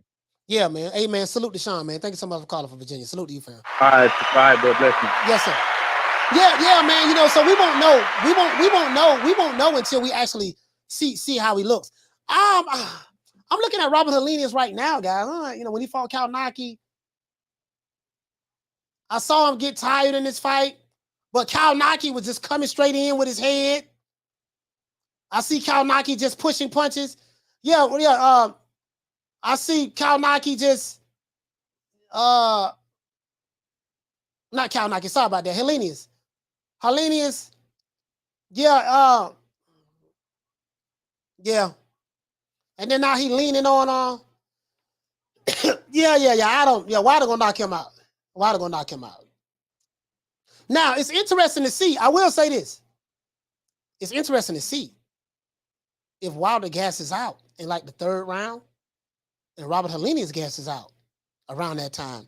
It's anxious to see who's going to do what and land what. You know, fatigue makes cowards out of all of us. Shout out to the great Custom Auto. That's what he says. Fatigue makes cowards out of all of us. You can be the baddest fighter in the world, but when your ass tired, you can't execute what you need to do in order to win, right? So yeah, I Wilder ain't got to worry about Tyson Fury no more. So I got him. I'm leaning more towards Wilder, to be honest with you, to knock him out. I think he's gonna get a knockout. But I'm anxious to see what does he have left, to be honest with you. Caller, what's your name? Where you calling from? Yo, Coach, how's it going? It's me, Sawal from London. Sawal from London, talk to me. Oh, you my brother. What's going on, fam? Talk to me. Listen, Coach, I can't wait for AJ to smoke Usyk, man. But the problem is, whenever I pick my favorite fighter to win, like Dillian White against Fury, lost. I picked AJ to beat Usyk, he lost. I pick any of my favorite fighters, they lose. So I want to go the opposite way now. I want Usyk to knock out AJ. That's my prediction. Usyk knocking out AJ. So the opposite can happen. You know what I'm saying? Yeah. So talking of the fight, everyone's just saying that AJ should just like use the size and just go in there like a bull and like, you know what I mean, like a headless chicken. No, that's not gonna work with Usyk, man. He has to be smart. And do you think Garcia is gonna let him go in there like a bull? No. I mean, we don't make him. Yeah, we don't know exactly. One thing I will say, I like Robert Garcia as a trainer. And I say this. One thing about those Mexican trainers, they're gonna teach you one thing. You're gonna go in there, you're gonna go to the goddamn body, you're gonna throw punches and bunches, and you're gonna be very calculated, and you gotta go to the body. Exactly, you gotta go to Usyk. Exactly what I was gonna say. It's like remember Rocky? Remember Rocky? When Rocky was fighting the Russian, and Apollo Creed trainer was talking to Rocky. He's not a machine. He's a man. He's a man just like you. He's a man. He's not a machine. He ain't a machine. He's a man. And I think you know what I mean? And, you know, sometimes the guys who you look at as a machine, they unstoppable forces and irremovable objects. You know, you gotta show a motherfucker, man. No, I mean, he ain't. You know what I mean? So that's what I. Coach, even AJ was a machine. People thought AJ was a machine, unbeatable. But look what happened. He lost twice. Yeah. But because he took the fight that he's meant to take, he didn't pussy out like Fury. He didn't pussy out like Wilder. You know what I mean? He took the fucking fight. Look at White. He took the fight. That's where he was at. Even though he didn't perform that good, I know White did not perform very well against Fury. He did not bring his A game. He wasn't aggressive. I don't know. He was lost in the moment or wherever it was. But coming back to AJ, people need to listen. Calm down. Usyk is becoming he's a big lump now. He's not a blown up cruiserweight or blown up middleweight the way Tyson Fury says. Bro, he's a legitimate heavyweight now. We got other calls. We got other calls calling in. I think there is no difference. Yeah, we got other calls calling in. So, Swab, thank you for calling. Thank you for calling. All right, cool. Yeah.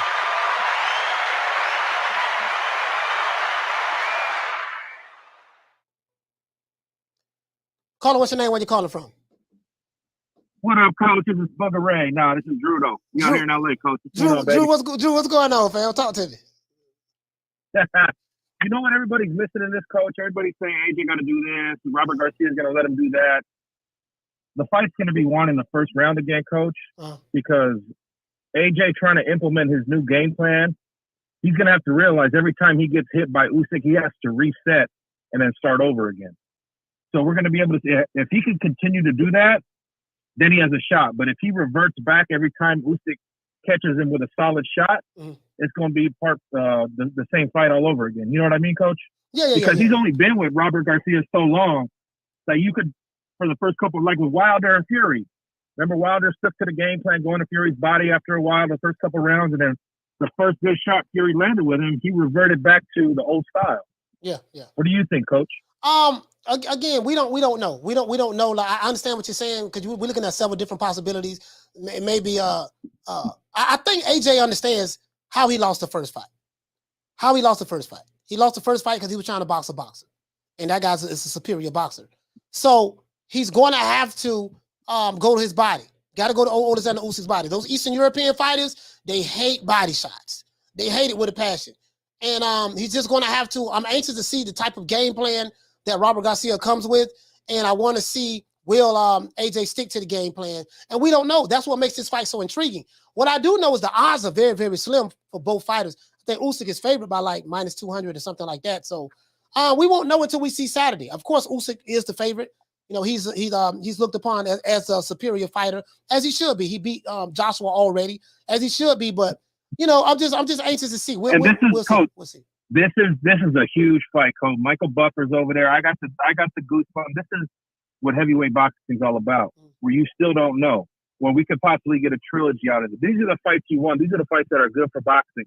No matter who wins the fight, the fans win. And all I want to see is a back and forth salvo between the two guys. And you know, we're getting the fight we want at a good time. They're both still relatively in their prime. There's no politics, and this is how the sport's supposed to be. These are the type of fights that stop the sporting world. And I'm looking forward to Saturday, and I do find it convenient how the other non-cash cows, every time AJ fights, they got to come out of the cellar, and Wilder got his fight now. Fury can't decide if he wants to retire or fight. You know what I mean? And it just goes to show that this fight, minus the small little group of people in America that say this fight ain't a big fight, this fight's a huge fight, Coach. And the ramifications going forward in the division and the sport are on the line in this fight. Yeah. I'm really happy. We got a nice fight card Saturday on the Zone. We have other fights. I'm like, God damn, dog, I don't know if I can go live all day because I'm like, man, my Saturdays is the days I spend time with the family. So, like, man, I don't know, man. But I get it. Especially during the day too, Coach. You have to put that that sandwich down, Coach. Hog down, Coach. All right, you have a good day, though, Coach. We love you, Coach. Hey, shout out to Drew, man. From LA. Yeah, man. Hey, yeah, man. Shout out to Superstar Donut. What did you say, fam? He said he sent Tony Bellew to his wife and kids. Oh, yeah, I saw that fight. I saw that fight. There.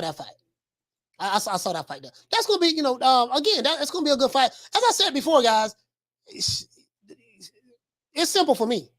Whatever you did in the first fight, do the opposite in the second fight. True.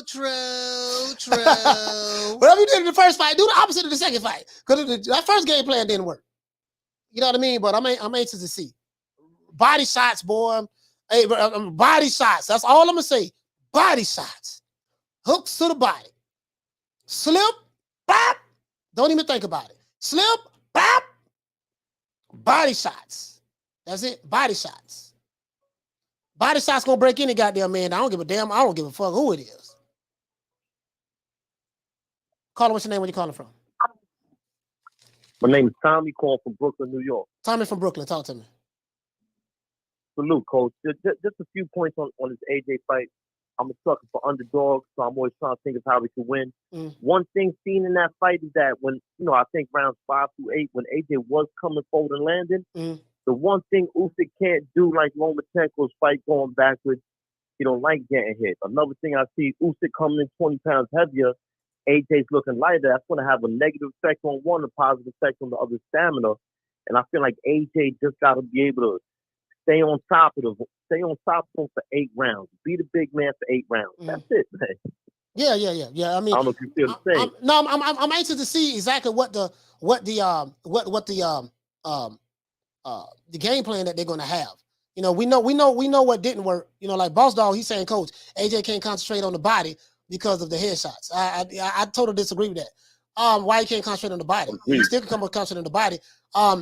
If you look at the last fight with Usyk, I mean, Usyk's face was all messed up, scarred up, had a big gash on his eye, so he was getting hit. But AJ didn't go to the body. So you'll see, boss dog, you'll see when he go to that body, you'll see it's gonna be something. He got to go to that body. He got to go to that body. Body shots over a period of time. You know, mix it up a little bit. I'm not just saying just go in there just throw all body shots for 12 rounds. I'm not saying that. I'm saying, but you gotta go. You gotta go to the body. If you look at a lot of the top fighters, you have to go to that body, dog. And I think one thing I know about Robert Garcia, Derrick James, those type of trainers, they going to the body. You can believe that. So, hey, shout out, Simon. Shout out to you, fam. You got anything you want to say, brother? No, I was going to say, especially a man who's faster, who has good head movement. Yeah. Go to the body. Go to the body. Why stand there and box with that dude, man? Be the big man. Go to the body. You coach, man. Yes, sir. Shout out to Tommy from Brooklyn, man. Hey, man, BK, stand up, man. BK, stand up. Shout out to Jugs. Hey, okay. Dropping that quarter of a bam dub on your boy. Hey, Leroy. Super chat received. Playtime's over, boy. He say, Coach, I think AJ has to fight like Artur Beterbiev. Like he has somewhere to go. I'm gonna say this. AJ need to do whatever he need to do in order to win the goddamn fight. That's what I'm gonna say. Down from the bar, there's a platform stage. People pimping, sharp as razor blades. I'm telling you, bro, them Eastern European fighters do not like, bro, they do not like no body shots. They don't like no body shots, bro. I remember seeing how Sergey Kovalev was wincing in pain every time Andre Ward was going to the body. Now, I had Sergey winning that first fight in the split decision, but the second fight, you see what happened. Caller, what's your name? Where you calling from? This is Boston Scholar from Texas. What's up, Coach? Boston Scholar from Texas. Talk to me, fam.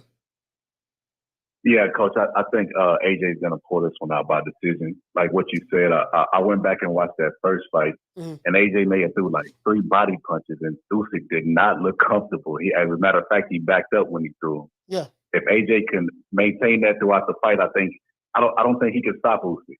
I think Usyk is too mentally strong for that. I think even if he knock him down, he'll keep getting up. I think that AJ just has to win, and that's all he got to do. Like the Andy Ruiz fight. He ain't got to go in there and press the action to get fatigued. He just has to maintain a consistent body attack enough to keep Usyk honest, you know what I mean, and keep him uncomfortable, create that anxiety to where he's worried about what AJ is going to do. And I think he's going to implement that. You know, everybody, it's no secret. AJ said it after the first fight. You know, I could have did more. I should have fought physical. This is before Robert Garcia came in. Yeah. So now you got that physical trainer in there. Yeah. This is going to be a very interesting fight, man. I'm curious to see how this fight's going to play out. I think it's going to play out with AJ winning by decision, though. Yeah, man. Hey, man. Hey, thank you. Hey, Boston Scholar, man. Thank you so much for calling me, brother. Hopefully we get a good fight, but you gotta go to the body, dog. Like anybody saying that you can't go, you shouldn't go to the body. That's crazy. Because if the guy has excellent head movement, and you was touching him in the last fight, but he got excellent head movement, guess what ain't gonna move that body? That midsection not gonna move. That midsection is not gonna move. And when you start hitting the motherfucker to the body, and you're a heavyweight, and you catching them good on the body, bop, hitting them real good, the liver shots, midsection and stuff like that, jabbing to the body. When you start doing that, it wears on, especially someone as heavy-handed as Joshua is. You got to do that. One thing I know about Eastern European fighters, they hate body shots. Triple G, same thing. Anytime you saw, when you saw Triple G fought Sergey Derevchenko, man, which I thought Sergey Derevchenko won that fight. Man, bro, listen, he was wincing in pain every time he got hit with a body shot. Those Eastern European fighters hate body shots. If you go to the body, you'll see a total different ball game. Boston Scholar, thank you so much, my brother, for calling in. Shout out to Boston Scholar. Yeah, man, no body shots. I agree with dang, the phone lines got hung up. Shout out to Kent. Hey, okay. Dropping that quarter over. Bam, dub on your boy. Hey, Leroy. Super chat received. Playtime's over, boy. What it say? You say Kent says on body shots all day, coach. Usyk didn't like him. Don't find him. He say, I guess you say, don't if either man won. You say they are great examples for the sport. Okay. Down from the bar, there's a platform stage. People pimping, sharp as razor blades. Yeah, man. I mean, bro, I'm telling you something, man. Like, bro, one thing I know about Robert Garcia, his fight is going to the body. His fight is going to the body, and they're good at setting up their headshots as well. His fight is going to the body. You can believe that. His fight is going to the body. Superstar don't. He say nobody likes body shots. No, you're right. You're right about that. You're right about that. Nobody likes body shots. So why not go to the body? You get what I'm saying? Pooja said, AJ can't try timing body shots before getting close and sticking to his chest on the chip inside, while ragdolling Usyk, guard in the clinch. Okay. He said you got to maul him. Listen, I can't tell you a game plan that Joshua should use. Only thing I can tell you is this here. Do whatever it takes to win the goddamn fight. That's what I'm going to tell you. Call him, what's your name, where you calling from? What's up? This is O from Cali. O from Cali. Talk to me, fam. Yeah, I just want to say, first off, I want AJ to win. Yes, I think he's the best host. I think he's the best host to beat Tyson Fury. I think he's the only one right now who could beat Tyson Fury. And I think it's a good fight. I don't care who wins that fight, but I think that's the closest, 50-50 fight for Tyson Fury. Because he's just too big for anybody else, especially Usyk. But I think going into this fight, Usyk has a sort of an unfair advantage. I think the mindset of him, his country being at war, I think he looks at himself like a beacon of hope. I think he's using that motivation to, come in there and basically dominate AJ to give his countrymen, some motivation. So I think it's going to be like, how they say, you fight a drunk person, a crackhead, they can't really feel the pain as much. I think it's going to be a version of that. I think he's going to be resilient. I think he's going to be aggressive, and I got him winning by a split decision. All right. But hey, I'm still at work, so I'm gonna get out of here. All right, shout out to O from Cali, man.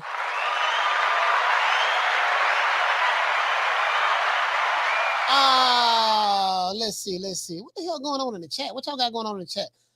You say he better scratch, bite, kick, eye poke. Hey, listen, man. I'm not a trainer, so I'm not a boxing trainer. So I'm like, man, listen, man. What you did in the first fight didn't work. So do the opposite of what you did. Do the opposite of what you did in the first fight. Call it what's your name, where you calling from? Hey, what's up, man? I'm Biased Fan as Brimley in the building. Unbiased fan, talk to me, fam. Hold on. Man, go ahead. Joshua gotta be a knockout within 7 rounds. He's gonna have to be to go to the body, and he's gonna have to knock Usyk out within 7 rounds. Because if he goes past 7 rounds, Joshua's stamina's gonna start deteriorating, and then Usyk is gonna take advantage, and it's gonna look like the last fight. Yeah, I think people want to see exactly where is he at from a stamina standpoint. I think it was a good thing they did go 12 rounds the first fight. A lot of people want to see where he's at from a stamina standpoint. One thing about Usyk, about his advantages that he has as a boxer, he comes in fights in tremendous shape. I remember watching him in the cruiserweight tournament, and a lot of fights he won because he had a stronger, higher gas tank than the fighters he fought, and they end up wearing down as the fight went on. So, there's only a few fighters in boxing, especially at that weight class, that can fight that way. When you see these heavyweights fight, and that's what I like about Tyson Fury, even though I don't like him outside of the ring, but I do like him inside of the ring. He has a good energy, good at executing game plans, good at he can adapt to any style. I never take anything away from Fury from a boxer. Outside of the ring, the hell with him. But Yeah, inside he's of the a ring, phenomenal boxer. yeah, he's a phenomenal. I can't take that away from him. So, I disagree with one of the last callers too, because one of the last callers said that AJ has the best chance of beating Fury, and I completely disagree with that because AJ is, he's robotic in his movements a little bit. He's not fluid, and Tyson Fury will take advantage of that. Clearly, in my opinion, I think Usyk has the best chance of beating Tyson Fury because of his movement, and he's shown he got a good chin on him too. So I think he could take, the power punches. And he's just as good of a boxer as Fury, if not better. So I mean, Joshua has a chance. Don't get me wrong. He has the power to be able to do it. And, I think he has the will and determination because he has shown the willingness to, not only fight, but if he loses, he runs it back. So I respect him for that. But I just don't see him pulling out this Usyk battle unless he knocks him out in under 7 rounds. Because when it gets to deep waters, he's going to drown. All right, we'll see. We'll see how it works out. Shout out to Stephen Ridley, man. Salute to you, fam. I'm biased boxer fan. Salute to you, brother. Appreciate you, bro. Yes, sir. Yeah, hey, listen. For me, it's simple. What you did the first fight, did it work? No. What you did the first fight? I tried to box a boxer. Did it work? No. What you gonna do the second fight? The opposite of what I did the first fight. True. It's simple for me. It's simple for me. Yeah. I'm not gonna be complicated shit. You know, okay, hold on. Now this is what we got to do, right? Because right now we fighting the Matrix. So what we got to do, X times square equals pi. And what we got to do is we got to put, okay, now let's put this mathematical equation right here. And then we want to we gotta divide the diameter, multiply by the circumference within the sphere. Now we ain't going through all that. What you did the first fight? Did it work? No. Okay, do the opposite. It's that simple for me, shit. Caller, what's your name? Where you calling from? Volvo Rex, Cleveland, Ohio. Volvo Rex, talk to me, fam. Yeah, I was gonna say y'all better not sleep on Joshua. Joshua know how to make the adjustment in the second fight. We seen him make the adjustment against the last boy. What's his name? Andrew Ruiz. Yeah, Andrew Ruiz. We seen him make the adjustment in that fight. That proved to me that he was a real boxer. Like, I mean, he's always been a real boxer, but that lets me know that he want to be the best. I never was like real big on Joshua until he made that adjustment and he boxed in a totally different style. Thanks, Coach. I appreciate it. Yeah, man. Hey, shout out to Volvo Rex, man. Salute to you, fam. Cleveland, Ohio, stand up. Yeah, we'll find out.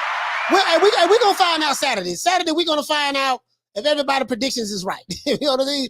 Is Usyk this Terminator that can't be beat, and he's just the greatest fighter in the history of boxing, and Joshua don't stand a chance? We're gonna find out. We're gonna find out Saturday. You know what I mean? I think about Balboa, Rocky Balboa 3. You know when Rocky fought the Russian in Russia. He fought him in Russia. He's not a machine. He's a man. And Apollo Creed trainer spit was coming out of his mouth. He's not a machine. He's a man just like you. You know? Hey, man, I'm just saying, man, this should be hilarious. Caller, what's your name? Where you calling from? What's up, Coach? Ricky Ricardo, San Antonio. Ricky Ricardo from San Antonio. Talk to me. Hey, what's up, Coach? No, I just want to touch on this weekend's fight. I would like people to pay attention to Ramla Ali. She's on the card. Yeah, she is, yeah. Man, that girl gets down. So I like her. If you're a fight fan, make sure you guys tune in for sure. And then I got Hergovic, Sarchin Zhang. Zhang's a big dude. I think he'll gas out. I think Hergovic can put him down. And then with Usyk Joshua, I'm not going to get too deep into it, but I will say I'm sticking with Usyk. I'm going to favor Usyk in this one by decision. Yeah, he's favored. He's favored already. I mean, he definitely. And I do agree heavily. With you on Joshua needing to go to the body, finding a way to that body. Yeah. So that's going to be key as well. People also need to take into consideration Usyk. Usyk showed a good chin. If people haven't seen the fight again since watching last time, go back and watch it and look at some of the shots Usyk took. He got stunned a little, but he absorbed them pretty well. So he has a good chin. So Anthony's definitely going to have to change his game plan up. Like you said, go to the body. That's one of the things I'm real big on. Body work. Yeah. And then of course, also Navarrete will be fighting that night. So of course he's probably going to start homeboy. But that's my call, Coach. I just wanted to touch in and give my opinion. Also, lastly, are you keeping tabs on predictions, or is just people calling in? And no, I'm not keeping tabs on predictions. I know a lot of people are picking Usyk to win because he is the favorite, slim favorite, but he's the favorite, and understandably so because he won 8 rounds to 4 last time. So, we're gonna do predictions Friday. Friday we'll do the predictions and get everybody on record. Okay, I'll go ahead. I'll make sure to put my name on the record. Yes, sir. Man. Shout out to Ricky Ricardo from San Antonio, man. Salute, fam. That's what's up. Yeah, we're gonna get everybody on the record. We're gonna get everybody on the record Friday, man. Friday, we're gonna get everybody on the record, man. We're gonna see who it is. Shout out to the Don. Shout out to Don Juan, Bishop Don Magic Juan. Hey, okay. Dropping that $2. Bam, super chat on your boy. Hey, Leroy. Super chat received. Playtime's over, boy. He said, I see 3 of them out there. Hit the one in the middle. From the bar, there's a platform stage. People pimping, sharp as razor blades. Man, y'all get the lights up for me, man. God, we ain't got but 224 lights. Y'all get the lights up for me, man. You know what I mean? We're gonna rock out for about another 5 more minutes, man. But y'all get the lights up for me, man. We got over 300 people here. Let's see. Caller, what's your name? Where you calling from? This is Chris from Boston. Chris from Boston, talk to me, fam. About this Joshua Usyk fight. The way that I can see Joshua winning this fight is, like you said, body shot. Yeah. He got Garcia there, cut the ring off. Lean on him a little bit. Yeah. Zap some of that power. Use that weight, lean on him a little bit if he can. But he needs to cut that ring and go to the body. Yeah. No questions about that at all. But that's the only way, really, Coach, I can see him winning is if he cuts that ring and leans on him and throws some body shots. I know it's going to be hard because Usyk likes to move. Yeah. You know, he got great footwork. Yeah. But Anthony's a bigger man. You got to lean on him at some point and go to that body. Yes, sir. I totally agree with that. Listen, I mean, you tried the first fight, which the game plan didn't work. So, I mean, what's the worst gonna happen?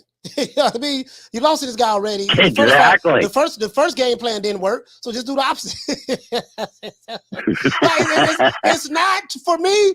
It's not complicated. It's not like, you know, you fighting Neo and, you know, and no. He's a heavyweight. He's a big guy. You know what I mean? He's just like any other man. He hurts. He bleeds just like anyone else. You know, if you know, it's gonna be the hungriest dog that get the steak at the end of the day. And if you can pull it out, pull it out. If Usyk can pull it out, pull it out. But still, you still got to go to that body. You got to work that body a lot. Ripping body shots. Oh, definitely. Ripping body shots. Yeah, man. I see a lot of fighters today, you know, a lot of them don't go to the body. And one of the punches that they don't throw, I don't think enough, is the uppercut. Yeah. I don't think a lot of fighters use that much these days anymore. Unless they're Mexicans, they get in there, they'll uppercut you all day long. Yeah. You know, beat you up, body pressure, consistent pressure. That's the only way I could see him winning this fight. You got to take Usyk out of his, you know, feeling good and out of his realm, you know, his fight game and bring him into his own, you know. Absolutely. Hey, man, Chris, thank you so much for calling in, my brother. Salute to you, fam. Boston, stand up. Salute to you. Yes, sir. Yes, sir, man. Kenneth, he said you got to time that uppercut. Yeah, I mean, you got to time it. You do got to time it, but you got two professional fighters. Both of these guys have been fighting for years. I think both of them was in the Olympics together and stuff like that. And, you know, it is what it is. I think Usyk's biggest strength is his stamina. Oleksandr Usyk's biggest strength is his stamina.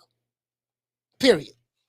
There's nothing special that he does to me from a southpaw standpoint, nothing special that he does to me, but it's one thing that he has that a lot of guys that he fights don't have. He has stamina.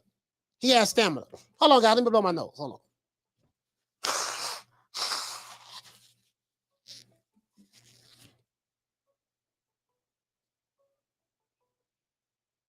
Caller, what's your name? Where you calling from? Hold on. Sorry about that. Caller, what's your name? Where you calling from? My brother. Sean, what's going on, man? Sean, what's going on, fam? Talk to me. Oh, man, waiting on this weekend, man. Just have a birthday party this week, Saturday. Mm-hmm. Retirement party Sunday. Okay. Had a great time, man. Waiting on this fight this weekend. I want to see if this cat can change his mentality. I think that's the whole deal. I don't think he's going to change too much of the style of fighter that he is. I mean, he is what he is at this point. Yeah.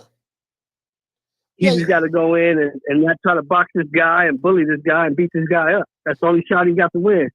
Yeah. That I see. Don't overcomplicate. You've been watching boxing a long time. You've been watching longer than me, so yeah, you don't overcomplicate things. It's not rocket science. First game plan didn't work. Switch it up, do a couple things. You don't need to overcomplicate everything. I remember, was it me and you? Right. I think it was me and you. We was on Major Key Boxing. We interviewed who that was, Tommy Brooks. And Tommy Brooks, legendary trainer Tommy Brooks. And I asked him, I say, Brooks, you know, when you train a fighter, when you go in there, do you have a game, a plan A, B, C, and D? Just in case plan A don't work, you go to plan B don't work, go to C and D. He said, no, we have a plan A and a plan B. We have 2 plans. He said, the worst thing you can do is confuse your fighter. You do not want to confuse fighter, because when he goes in the ring, you know, he can't pull the trigger because he's confused. He said, you have a plan A. Right. If plan A don't work, you go to plan B. If plan B don't work, you go back to plan A. That's it. I remember that well. That was great. Because we was already thinking that. We was already thinking that you got to have a plan and stick to it. You can't go in there with 10,000 plans and I'm going to try this and this. I'm going to try that. Next thing you know, it's 12 rounds to fight over. This ain't no 15-round fight. Yeah. They say, you know, what went wrong? Dog, you were trying to do too much, dog. You know, it ain't. You know, you were just trying to do too much, dog. You got to simplify it. And one thing I like about Robert Garcia, he has simple game plans. He don't flood his fighter with a whole bunch of information. Look, this was going wrong. This is what you need to do. Yada yada yada. Blah de squaze. And that's all it is. Oleksandr Usyk is a phenomenal fighter. He's a phenomenal fighter. Can't take anything away from him. But he's not the Terminator.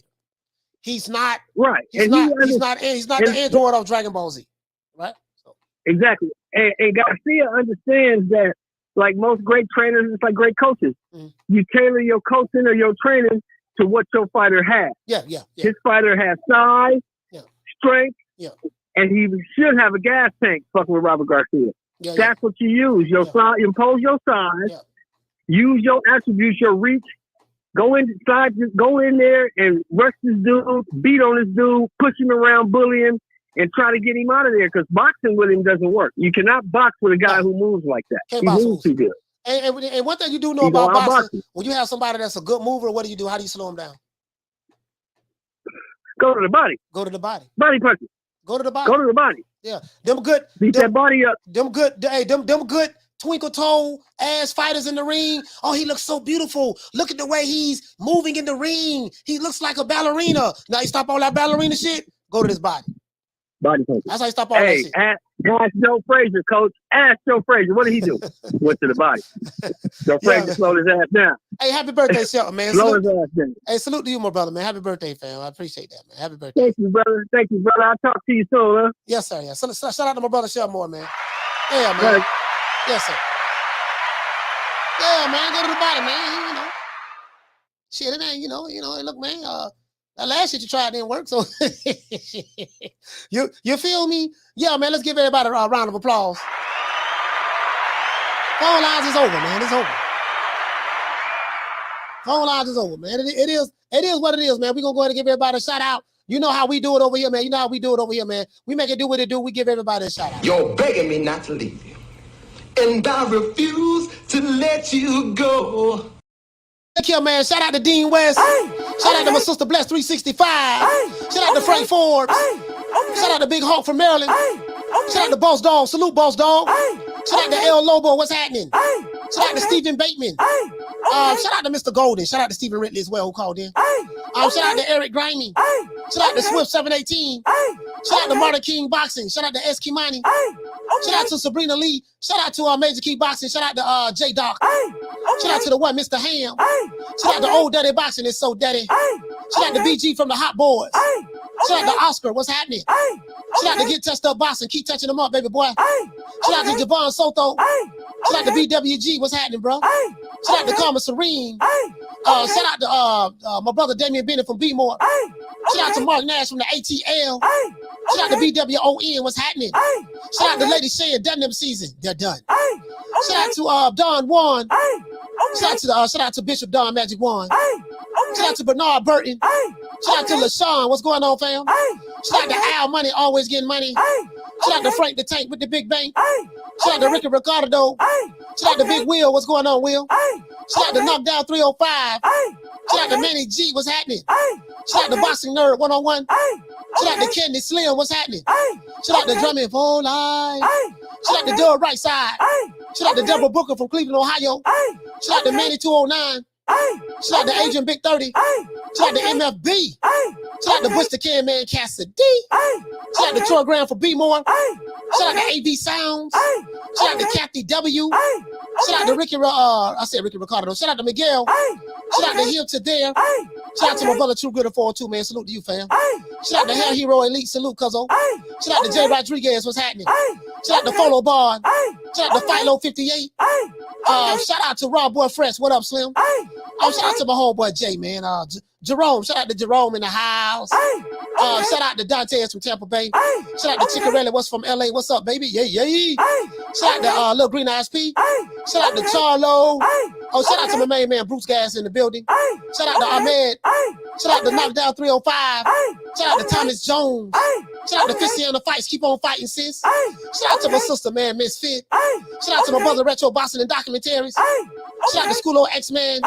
Shout out to Philly Fly. It's always Philly. Shout out to, he ain't even from Philly, man. Shout out to Ace Need. Shout out to Dr. Paul Evans, the good doctor. Shout out to my sister Arlette from Harlem World Stand Up.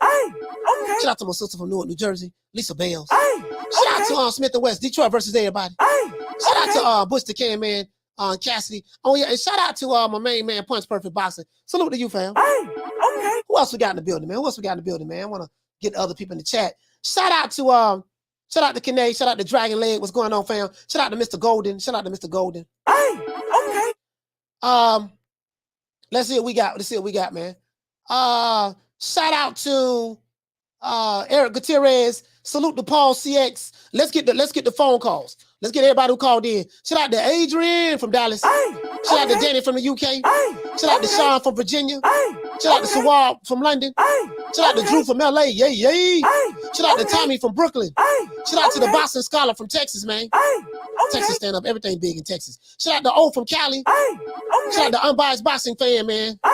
Shout out to that's Stephen Ridley. Salute to you, fam. Shout out to Vovo Rants from Cleveland. Shout out to Ricky Ricardo from San Antonio. Shout out to Chris from Boston. Shout out to my brother Shelton Moore from Compton, California. Other than that, that's it. It's that boy Coach Malachi Williams signing out. New Minute Today USA Boxing. You ought to know what time it is, man. It is what it is. We're gonna make it do what it do. And let's do this AB style.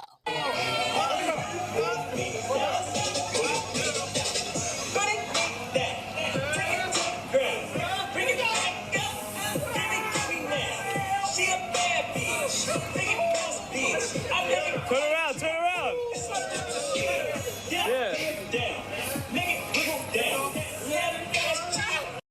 Shout out to my dog Booger Ray Leonard. Sunshine when Tank's gone. I'll smack the shit out in front of everybody. Only dark times for you. I mean, just throw Haney's name in the hat. There is no fucking hat. Ain't no sunshine when Tank's gone. I don't play them type of games. Leonard L.B. Why you always talking about me? Did you fucking learn your lesson from that? With AJ? Ain't no sunshine when Tank's gone. I'll knock that motherfucker's hole out. Period. Only dark times for you. There ain't no hats to throw nothing in here. We're running a fucking business. Ain't no sunshine when Tank's gone. You fucking idiot. Leonard L.B. Why you always talking about me?